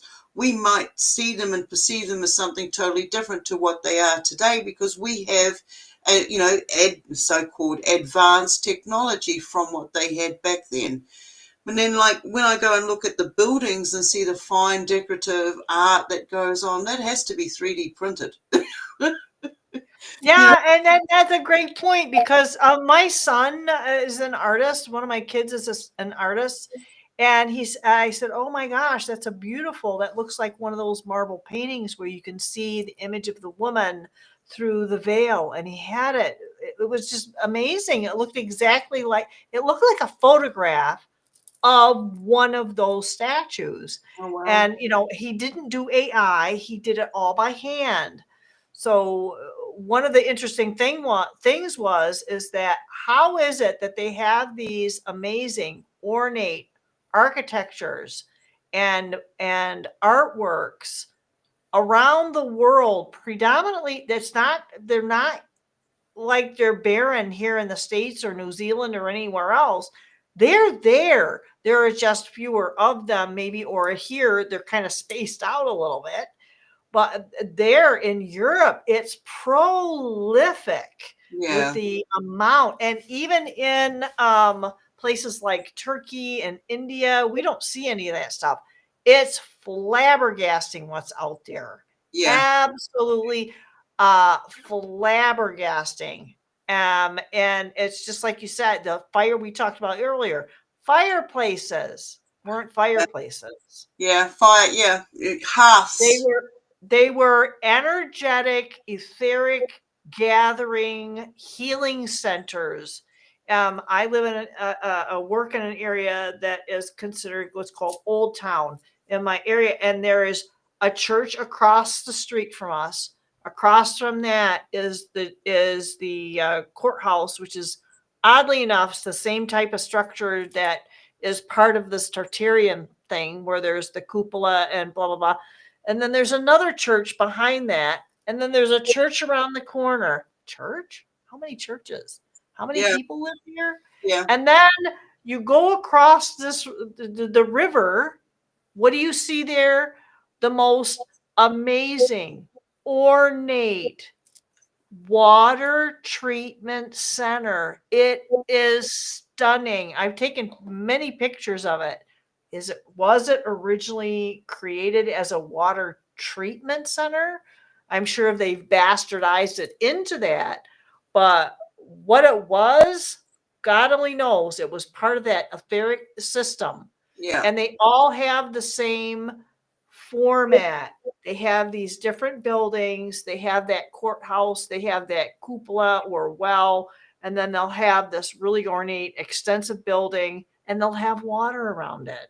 Yeah. So it's just like the Star Forts. It's the same type of thing where there is this technology that's available to us that we are not having brought forward to really do the true healing that we're entitled to. Yeah. There is a good word, entitlement. When you step into it, we're like the all these waters and stuff, they're healing, regenerative areas. Okay. Yeah, if you think about the density that we're in, as soon as we submerge ourselves into a bath of water or a pool of water, we take that weight off, and it allows for, if you do any kind of aqua therapies, like you submerge yourself in, you put a blindfold on, you listen to some music, whatever you're doing there while the body is submerged, you can go places that you couldn't normally go. Being in water is another gateway to another set of dimensions. It totally is. And a lot of the dark stuff in my experiences has come through the blessed water. Okay, the blessing of the water. And so these bathing areas, and a lot of cultures have these bathing areas, and you go in and you're refreshed. I mean, you look at the whole giving yourself the baptism. It's in another form of baptism. So you're purifying the water, the energy. So when you're stepping into that, it feels, you can see the ripple effects. If you get a bowl of water and stick your finger just above it, you'll start seeing a ripple effect, and you're not even touching the water. So when you submerge your whole physical in, that water is taking on that knowledge of frequency, your body's frequency knowledge. And there's a lot of information in that. When you flush that drain, it goes down the drain. It's going to mix with another body of information. When they filter our water and all of this other stuff, they're not just collecting stuff out of the water or clearing the water. They're also collecting information from that water. It's not about, okay, well, from that person's urine, we're going to get A, B, and C information. It's about that water flow that comes from that house possesses this type of information from this dimension. And we want to tap into that. And that's what they're doing right across the board. What you say? Here's the converse to that. So what we can also do with that prior to that going down the gurgler is maybe we can take that. Maybe we can take that what we are immersing ourselves into, whether it's knowledge or water, because ultimately this thing that we call the ether and the air, we are submersed in it. We're perpetually into it. So we can take into and from the ether, from the water, what benefits us. Yeah. Whether we put something in it in addition to whatever the water is, we can bring that into ourselves and Yeah. choose what goes down the drain. That's what I say the Holy Grail is. Okay. Yeah. And I thank the Amanita gods for this. The Holy Grail is the awareness that you can bless anything. You can transmute anything into the energy that you need to create. So if I want to suddenly be, I don't know if I can do this one, but I'm going to give it a go. I want to levitate. I want to levitate. So I've got to clear all of these different obstacles around me. So the only way I can do that is by creating an uplift. Okay, I need to create that uplift. So I need to get rid of such and such a baggage. So then I can say, yes, I can do it. There was this monk back in the day. I forget the name. I was doing a study when I was around 13, 14, and he was able to levitate. And he was a simple chap with a simple ideal, prayed every morning, prayed in the evening, and he was genuine in giving that prayer, that thank you to this entity, to this. I think it was either a Madonna or a Mary, one of the two. And when the villagers got wind that he could actually levitate, the monk, the I don't know where the monks go and hang out. What are they called? Monastery. Okay, the monastery adopted him in, and I they don't know if I'd consider a monk hanging out anywhere, but okay, the monastery. Let's go hang out at the monastery. Yo, brother. gosh. Anyway, he was hanging out at the monastery wearing his rope belt and to keep him Yo, bro. so he wouldn't fly away. Yeah. So they kept him there, and nobody could actually figure out what it was. They believed that it was because he was genuine in his giving thanks and receiving his thanks. You know, he became weightless. He didn't have all of the gravity of all these other stresses that everybody else had. He would just, every day, he would just say hello and goodbye and have a nice day. He was always polite. He was always courteous. So the story goes anyway. I wasn't there, so I can't tell you. But you know, there's a lot of old stories explaining about levitation, and that's my final goal is I want to levitate. I don't need to get into one of these crafts that are coming. I mean, like the scooter, like the cell phone, we're all going to have these like little pods that we can fly around in, and then we can crash in as well. So, you know, what I'm trying to get at is we have the power to create anything that we need to. If we are aware of the directions that we want to go and with clear intent, we can get there. We will connect with other like minds along the way. I see us in the future as all living in these little fucking, excuse my French again, little pod homes where everything we need is right there. And then if you're in family connections, there'll be an extra pod just added on to it. Say we live in like these little pod cities, but that pod is yours so that when you move out of home, you can take that pod with you and be in that new space, right? All teenagers going to school, they won't have to leave home. It'll all be, you know, plugged in. But we can change that. I think we're living in a time now where we can change that so we can go back to, you know, living off the earth, knowing the actual seasons. We don't have seasons anymore. We have summer and winter, and that's it. I had spring, I don't know how many times because the daffodils kept showing up, but it was not it wasn't time for them to. So when they did show up in the true spring, they were only there for a week and then they were gone. Usually they're there for 2 to 3 weeks. Poof, gone. So they're speeding up the genetic cycle of all of us that inhabit here. And I look at it, it's got something to do with the tampering of the oxygen that we have. Back in the day, when the oxygen was clean, we had higher vitamin C levels. We had higher oxygen levels. It wasn't 2-0. It was more like And there are also theories that going further back that the atmosphere was not blue. When you looked up, it was pink because of the hydrogen levels along with the oxygen. The yeah, hydrogen was much higher. The atmosphere was far less dense itself, and that's why a lot of the creatures and the plants were so much bigger. The dome or the atmosphere itself was more expansive. It was further out. And there are so many cultures that will talk about and have recorded that there has been water that came from above and below. So that I think is absolutely fascinating because it's not just the Bible, it's every single religion that will come out and tell you the same basic story. It came from above and from below. So as above, so below, and it just kind of squished things. yeah, Now, today, whether that was back then, how many eons can we go back that was manipulated? yeah, Who knows?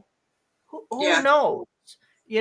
We weren't there. We could only, these people hypothesize. Well, again, you're relying on a belief system, the BS of science, yeah. and it is a belief system. I'm sorry, it's all theory. I'm not sorry. No, It's all theory. Even with the medical field, it's not called a proven, it's called a practice. yeah, So, we can kind of think on that. It's funny, I was digging through some stuff and it came from my niece, and I've been to Edinburgh, and she sent that. Now, look at that image. Can you tell me that's something that is such a crappy, technology? I've seen that tower. I've seen these buildings. I've walked those streets. And I'm telling you, it is a different kind of feel, a different kind of place than anywhere on the planet. When you go to the UK, hopefully I'll be able to explore more areas that are similar to that have those types of buildings, because they're not made of brick. They're not made of mortar. They are made of stone. yeah. Stone. Stone has Solid stone. Even with the earthquakes, there is technology within those stones that they've talked about more recently. Gosh, I wish I would have saved that reel. That they talked about. That's why these buildings, all these amazing quakes and shakes that we've had over the eons, not just millennia, but the eons that these buildings have survived. How yeah, is that? Is it yeah, the technology, or is it the actual structure itself, or maybe a combination of those things? But you can't tell me that is not, I don't know if we're necessarily regressing, but we're definitely having things withheld, and the time is now for us to take those steps towards regaining that knowledge. yeah. So if we go back to one stage back when it was all medieval and we didn't have this kind of technology, I look at it as though we did have this type of technology. We had the warfares and we had all that, but at the time it was the control factor. The reset had been done and communities were springing up again and control was coming back again. But they still had the technologies and the know-how to farm, to Yeah. harvest, to feed each other, to clothe each other. They still had medicines, even though it seemed to be quite barbaric. They still had, practices. I don't even like that word, but they had these abilities back then. I don't see it as we're regressing back. We're just turning around and saying, look, all this technology isn't good for us. If it's used in the right way, then we can possibly make it work for us. But at this stage, it's the AI is taking over. The AI is taking over the jobs. You go in and you scan for your food now. You don't have somebody standing at a till. And, everything is done remote control. Everything's done via a card. Now they want to introduce this new ID. They're going to know everything about you, and they're going to control it even more. And at some stage, you're going to be kicked out of your community, your family, your housing, your vehicle, anything that's coming in, because they have the control of your ID. It's making a third ID. We have straw man ID, we have the living man ID, and now we're going to have a digital ID. They're designing a synthetic form of who we are, and that's going to try to rule who we are. That's not going to wash with me. It's not going to wash with me. It's not going to work. That's not going to be in the best interest for me. I don't need Tom, Dick, and Harry knowing every bloody corner of my life, because I won't be able to breathe. I'd rather be able to step here and tell you what I experienced, how I experienced, instead of going somewhere else and them telling you what I experienced, how I experienced, because they're not going to get it right. It doesn't matter how much information you give them, or any AI bot, they're not going to get it right, because you experienced it, not a collective data collected storage.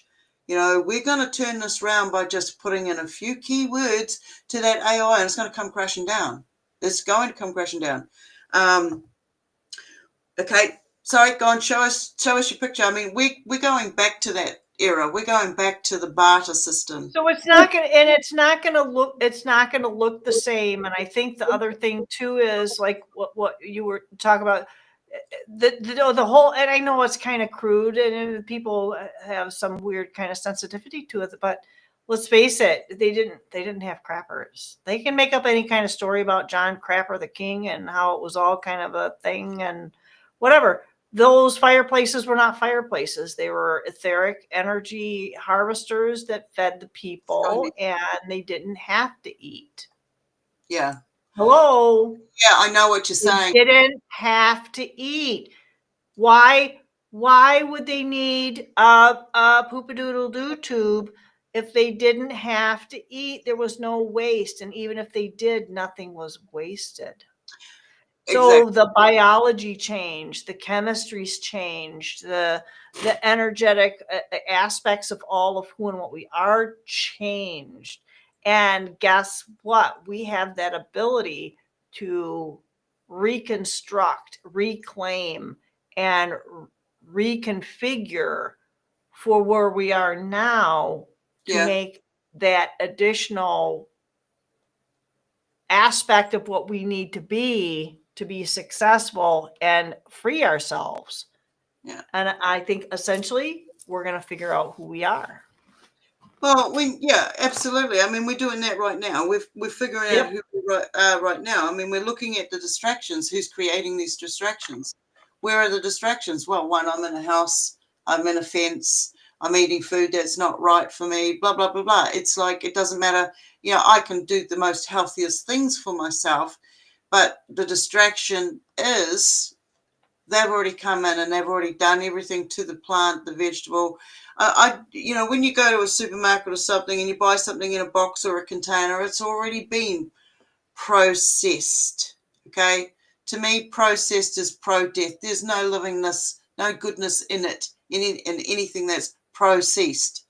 So we go from that. So it's about the energy harvesting. Where can we get the energy from that's going to make this population do as they're told? Whatever your distraction is, whatever your hobby is, your family, they will use everything against you if they can, if you let them, because it's about emotions. If you are not aware of your emotions, how they're triggered and your reactions to it, like fight and flight. I mean, I'm still encountering people who are in their 60s suffering from fight and flight. And so we shouldn't be here where we are right now. We should be able to look at the problems that are going on and resolve them. When you're starting to get a lot of medical facilities, they're called dementia wards, coming out. Now, I worked in dementia, Alzheimer's and dementia, with age-concerned patients, and saw the whole structure of it. I was boots on all the different areas of it: caregiving, changing nappies, bathing, showering, the whole thing. And what I got to see was when the patients went in there with Alzheimer's and dementia, and they didn't know who they were and all of this, things they were taken advantage of. Yeah. If they looked at somebody wrong, it's a sexual harassment claim. Da da da da, and it just went on and on and on. And some of these people have gone in there clean. They worked hard all their lives. They got a clean record and stuff. And one glance at a male patient looking at a female caregiver, suddenly now he's got a record. He doesn't even know he's got a record because he's already got Alzheimer's. But this other person, the caregiver making the claim, is going to get a payout. All right. And then there's a smudge on this person's name on his record, even though it's not with him. He's not aware of it. It's still a form of attachment. It's a energy harvesting. It's going to make the whole family that's concerned start having doubts, start going into, no, he wouldn't do this. But, putting that little 1% of doubt in somebody's mind can be like pulling a trigger. All right, it really can be.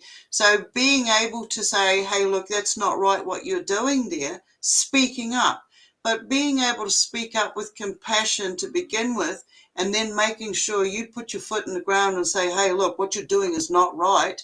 And I'm not standing on the shelf anymore, not saying anything, because you continually are practicing bad techniques, bad moral judgments, and you're making it dangerous for everybody else out there. And we're going to come to a point where all our government operations, agencies, tentacles, whatever you want to call them, they're going to show themselves. And I believe this is what is happening right now, because we've got the underground military bases are going crazy. We've got a lot of BS bullshit coming out about all these missing children. One thing that really irks me is, if we've got millions of missing children, where are the double millions of parents crying foul? Where are they coming out saying, this is what happened where my kid went missing? Why are the governments turning around and saying, okay, it doesn't matter, you can, you didn't have anything to do with your kid going missing, blah, blah, blah. This is utter rubbish. We've got so much technology out there that there is no reason for anybody to go missing on this planet. Same as murders. When it comes down to the, emotional unwellness, they know how to put the frequency out there, whether it's through the flashing lights you don't think are doing anything to you while you're asleep. But then when you wake up all craggedy and sore and nothing tastes right, and then you go to work and it's just a perpetual down level, making everybody around you feel lower and lower. The only way out of that sort of thing is to dark curtain your rooms. Make sure that this frequency isn't getting in. We hear it every now and then. We hear a frequency in the house, and we turn everything off to be able to analyze where the new frequencies are coming from. Whether it's a night light that's been put in at the other end of the house, so you can get through the house in the dark without tripping over everything. Oh, geez, yeah. Anyway, these are things. Become aware of what we are participating in. And the next lot that are coming in are going to be bombarded with everything that we're aware of, but in segments like we've had them and been able to unravel them. They're going to get them all. And they're not going to know which way's up or which way's down. I mean, half of us don't. So one of the things that I've heard people talk about the DUMBs is when there is activity in them. Typically, you'll see a quake on the USGS quake map. And so far, the region that I found today is really between, it's like a triangle, kind of, sort of, between Turkey, Baghdad, like the edge of Kabul and Kazakhstan, and all the way over to, people probably have never even heard of this, is Addis Ababa. So that's kind of like over to by like Djibouti and all that. It's what strait? What do they call that strait? It's the uh I don't know what you'd call it in Egypt, but it empties out into the Gulf of the Aden and the Arabian Sea. But anyway, you can go onto the USGS and you can see all these different quakes and stuff. And if you look for the ones that are 10K down, for a while there, it was a lot of activity over by the Kermadec Islands. That's north of where you guys are at. Yeah. In, Yeah. yeah, in New Zealand. Right now, I don't see a whole heck of a lot, because I would look at the total number of at 10Ks, and then I would look at the number of total quakes, and you can adjust what to look for in the time frame and all that. But the USGS, it's earthquake.usgs.gov. You can go to that website and look up their quake map. I'm particularly sensitive to it, so I have not really watched it a lot. When I was living in New Zealand, it was really horrible for me. I would sit there and say, "Hey, we had some quakes today." I would be sitting in a chair and I would feel it from the base of my spine, from where my backside touched the chair, and it would hit me right in the occiput, hit me right in the back of the head, and I would almost want to stand up. I took everything in me not to stand up, and I could feel those quakes, and I would go on to this website and I would see, yep, we got hit one. We got hit with one. It was a 3. It was a Yeah. 2.5. So Yeah. I got really sensitive to a lot of that stuff when I was there, but up here, I don't remember ever having anything here in the States. And Okay. I'm in the Midwest, so it's kind of like, no, we don't really get those. But apparently, at some point, I think it was in the 80s, there was an earthquake, and some people actually felt it was hard enough that it shook the buildings. I can't remember what it was. But yeah, it was just like kind of a crazy thing. But one of those little things you can kind of keep a tabs on, and it can kind of help you figure out whether it's something that is, I don't know if there's anything such as a natural quake. It's Yeah. it's hard to discern, because it might just be the earth itself reacting to some of the inorganic activities that are going on. Just Yeah. put it that way. Well, I was back in the day. I was watching early versions of 007, and I was on the, I think it was the RSS, and it would give you all of these different reports. It was the earthquakes, it was the storms, it was, all of these different uh, natural disasters that were going on, taking place. And then they changed it because of the traffic that they were getting, and then they broke it up into lots of little segments. They didn't want you to see everything that was going on. And so I still watched that, and I watched it when it was in the low, it was a regular around the, uh, uh, what is it, fire room? What? Yeah, Ring of Fire. Ring of Fire, that's it, Ring of Fire. And what I know, when I will get an impression, I will get like vibrations that go through my body before the earthquake comes. And so I've been on doing some shows, and I've had an overflow of energy come in, and I'm like, holy shit, okay, I'm getting a message, I'm getting something coming in. Now, there's a difference between what I get. I'll get a frequency that's like, whoa, like this for me, and it'll show me where it's going to, which direction it's going to be in. But the 10K ones that go down, I have to say, I get a different feeling state, and I feel like that is man-made. It is a different feeling sensation that I get to the bone rattler feeling, Yeah. so it's like when I start getting those, you can actually follow them around the Ring of Fire. They go round and round and round. It's like, okay, where's the train running today? What Yeah. country? What country is that mega, the mega train going? Where is that? So, Yeah. and I look at, you can actually see, they say, well, this is the epicenter and this is the epicenter. So, if you've got something shooting around underneath the ground and it has to pull up in a hurry, you're going to get this other backdraft energy that comes past it. Of course, we're going to get a little shaker, aren't we? That's just what happens when it pulls up. Welcome to the new lot that are coming in. I'm not sure how much longer we're going to be going on this, but this is a good rant today. This is Yeah, really, it's been a hot minute, man.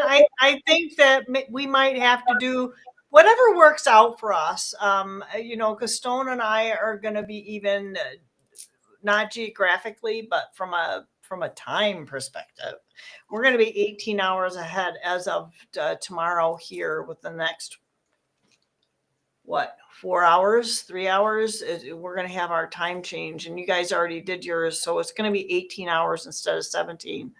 So we're still going to do our Friday night thing, but it's going to be earlier, an hour earlier here. So it'll start at 6 p.m. Eastern Standard Time, 7. And as you go west, it's gonna hinge out in that direction, just so we can keep it for Stone and her activities on her Saturday at noon. So as far as that goes, though, I think it's important for us to keep in mind that we're doing this on the fly. We're kind of trying to make this work and trying to bring relevant conversations and context into what we're all trying to have to hang tough together with. The AI, whether it's what people perceive as in the sky or something that you see on your computer. Somebody sent me something that was AI today, and it was really cute and everything. But I think that's how they get their hook. That's how they get their hook into us, is doing the really cute stuff. And let's be careful with that. It's okay to do the cute stuff, but let's not allow them to have others who are using it for a little less benign. It's definitely being used for manipulation in the here and the now. Oh yes. I personally don't use it. I refuse. I refuse. And I don't give a rat's hiney hole whether or not people agree with that or not. It's not their choice. It's my choice. Yeah.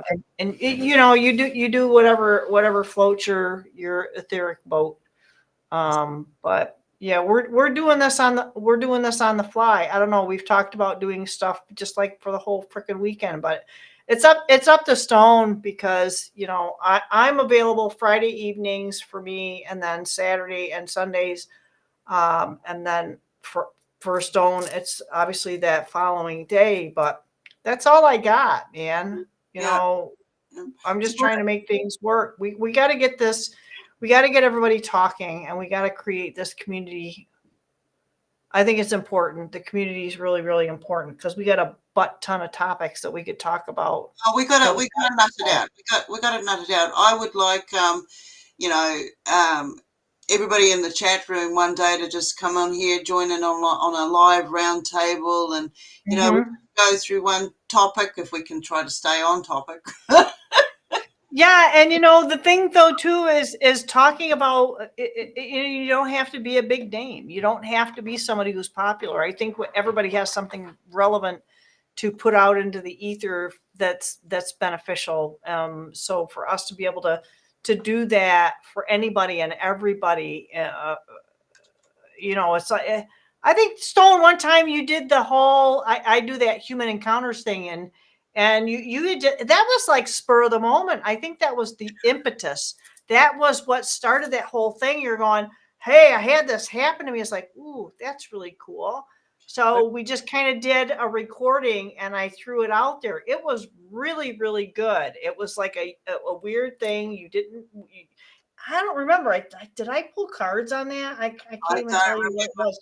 But do you remember what I'm talking about? It was like, oh man, this is going on. This really sucks. Let's figure out what this is. And we did. I was like, can we record this. Let's record this. And we did. I threw it out there. I don't know what happened to it. Maybe it's not out there. I don't know. But that's the idea. By the seat of your pants. Well, I'm here doing it because, we need to get the commonalities of the experiences out there. We got to be able to recognize the emotions that were triggered, our reactions, our response time. We're here to solve problems. And the only way we can do that is to step within ourselves and know who we are, and know what is right and wrong, and be aware. We allow that, it's not one or two sided, it's multi-dimensional sided, but there's you, there's them, and there's the in between those.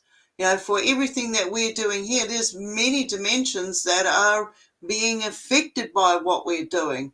I'm here to make sure that I put that energy out there because I'm sick of the bullshit. I'm totally sick of the bullshit. And good people that I've known have gotten sucked into that wave or that river, that flow, and there's no coming back for them. They screwed themselves over. And it's like, we need to make sure that we stay here for, we stay in our best true selves. So, because this place is beautiful, this planet that we're on, if you want to call it planet, whatever label you want to put on it, this Eden for me is really awesome. To know I can go out there and communicate with a goat or a duck or a walking stick with thorns sticking out of it. Come on, this place is amazing. We don't need to go on Star Trek. We got it here right now. You want to talk to aliens and have all these paranormal, interactions. They're already happening to you. You just got to change your perspective of what it is that you're encountering, because it's a stuck state. It's a limited stuck state because you're going to break out of it. That's why I'm here. I'm sick of the bullshit, Yeah. It'll find you. If you're speaking out wrong, or you're putting in too much energy, it will find you and it'll say, hey, we don't want you here. You're this or you're that, da da da da. But no, we're not going anywhere, guys. We're going to do it regardless of whether we're on the internet or whether we're off the internet. Okay, we're doing boots on the ground. We're starting to take care of who we are internally, externally. Okay, our spiritual selves. It's a warfare on every single level. And now we are the super soldiers saying, we can identify what you're doing. We can identify who you are, where it's coming from, and you're going to have all of that energy that you've put out on us back. So go and run into your little rat caves underground and do what you need to do. Go shit in a hole underneath your underground base, because it's over. It's over for yous. I don't want to call myself a light worker or any of that, but yeah.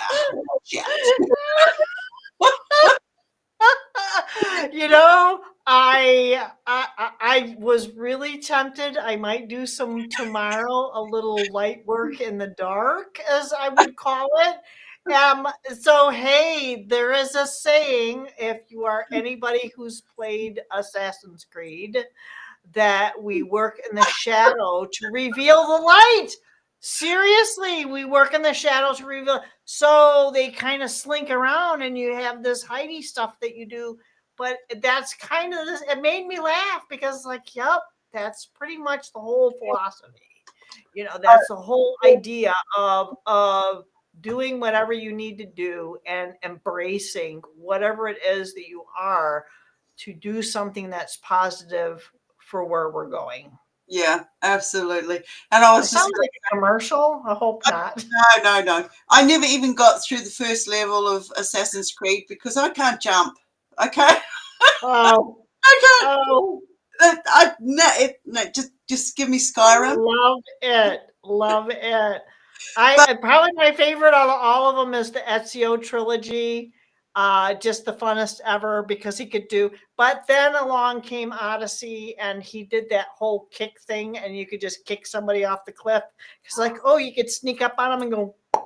Yeah. Yeah, So no. yeah, that's the twisted side of humanity that we will never get rid of. I'm sorry. With the games as well, that's predictive programming as well. It's tapping into what your abilities are, what you're capable of doing. It's recording all your strikes, kicks, magic spells. It's recording everything. So, And if you really watch them, you watch the storylines, you watch the stuff that goes on around you in those, there's a lot of really cool stuff that you can pick up on that's like, oh my gosh, yeah, that's what's happening now. They told us, because the thing about that whole Assassin's Creed thing is that you are in a regression state. You are this other character yeah, playing another character. How telling is that? yeah, Playing another character in this other realm and carrying out these duties. You get desynced if you fail in that mission, but you regenerate and go back to finish that issue because you didn't resolve your trauma. uh, Yeah, I mean, you know what I mean? It's like karma, karma. it's the same. Yeah, it's the same story, but hey, it's all fun Yeah, and games, yeah, but it's very telling. It's very, very telling. Plus, the graphics are good enough that I feel like I've been there. I yeah, feel like yeah. I've been to Notre Dame because it kind of burnt, right? Yeah, yeah. So okay, we'll wrap it up this time. But any ideas if you guys want to come into the room, let us know. PM us. Please sponsor us. I never do this. I'm not too good at doing this whole housekeeping part.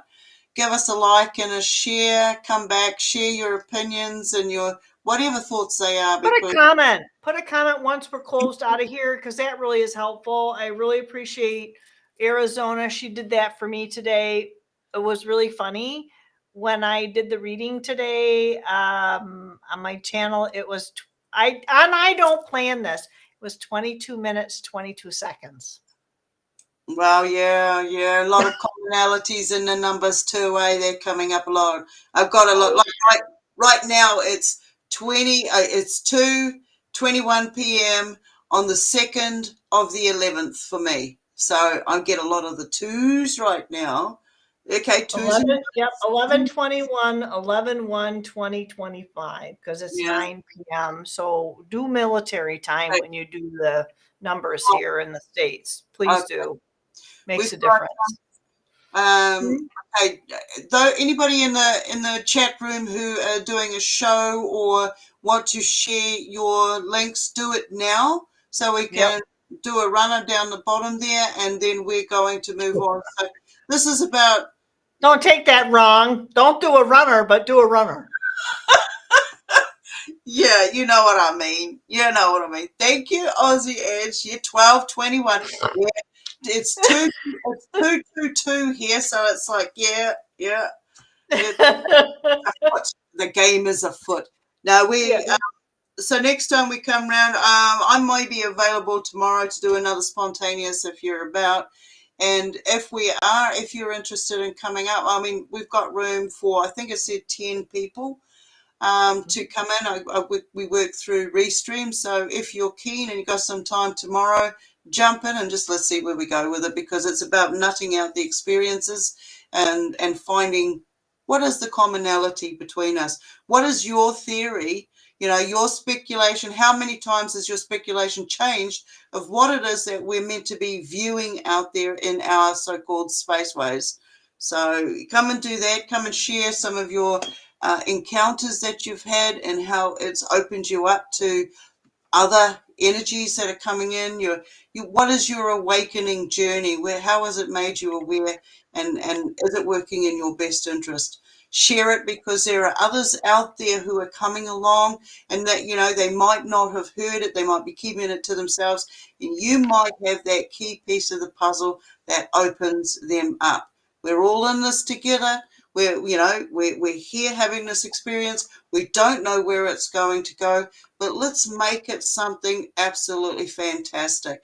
Let's make this our utopia. All right. If we all get onto the same wavelength and we're doing the same work and we want to go in the same direction, if we have a picture in our mind's eye with clear intent, then we're going to do it. We're going to make it happen. So yeah. Okay. Now let's see what we've got over here.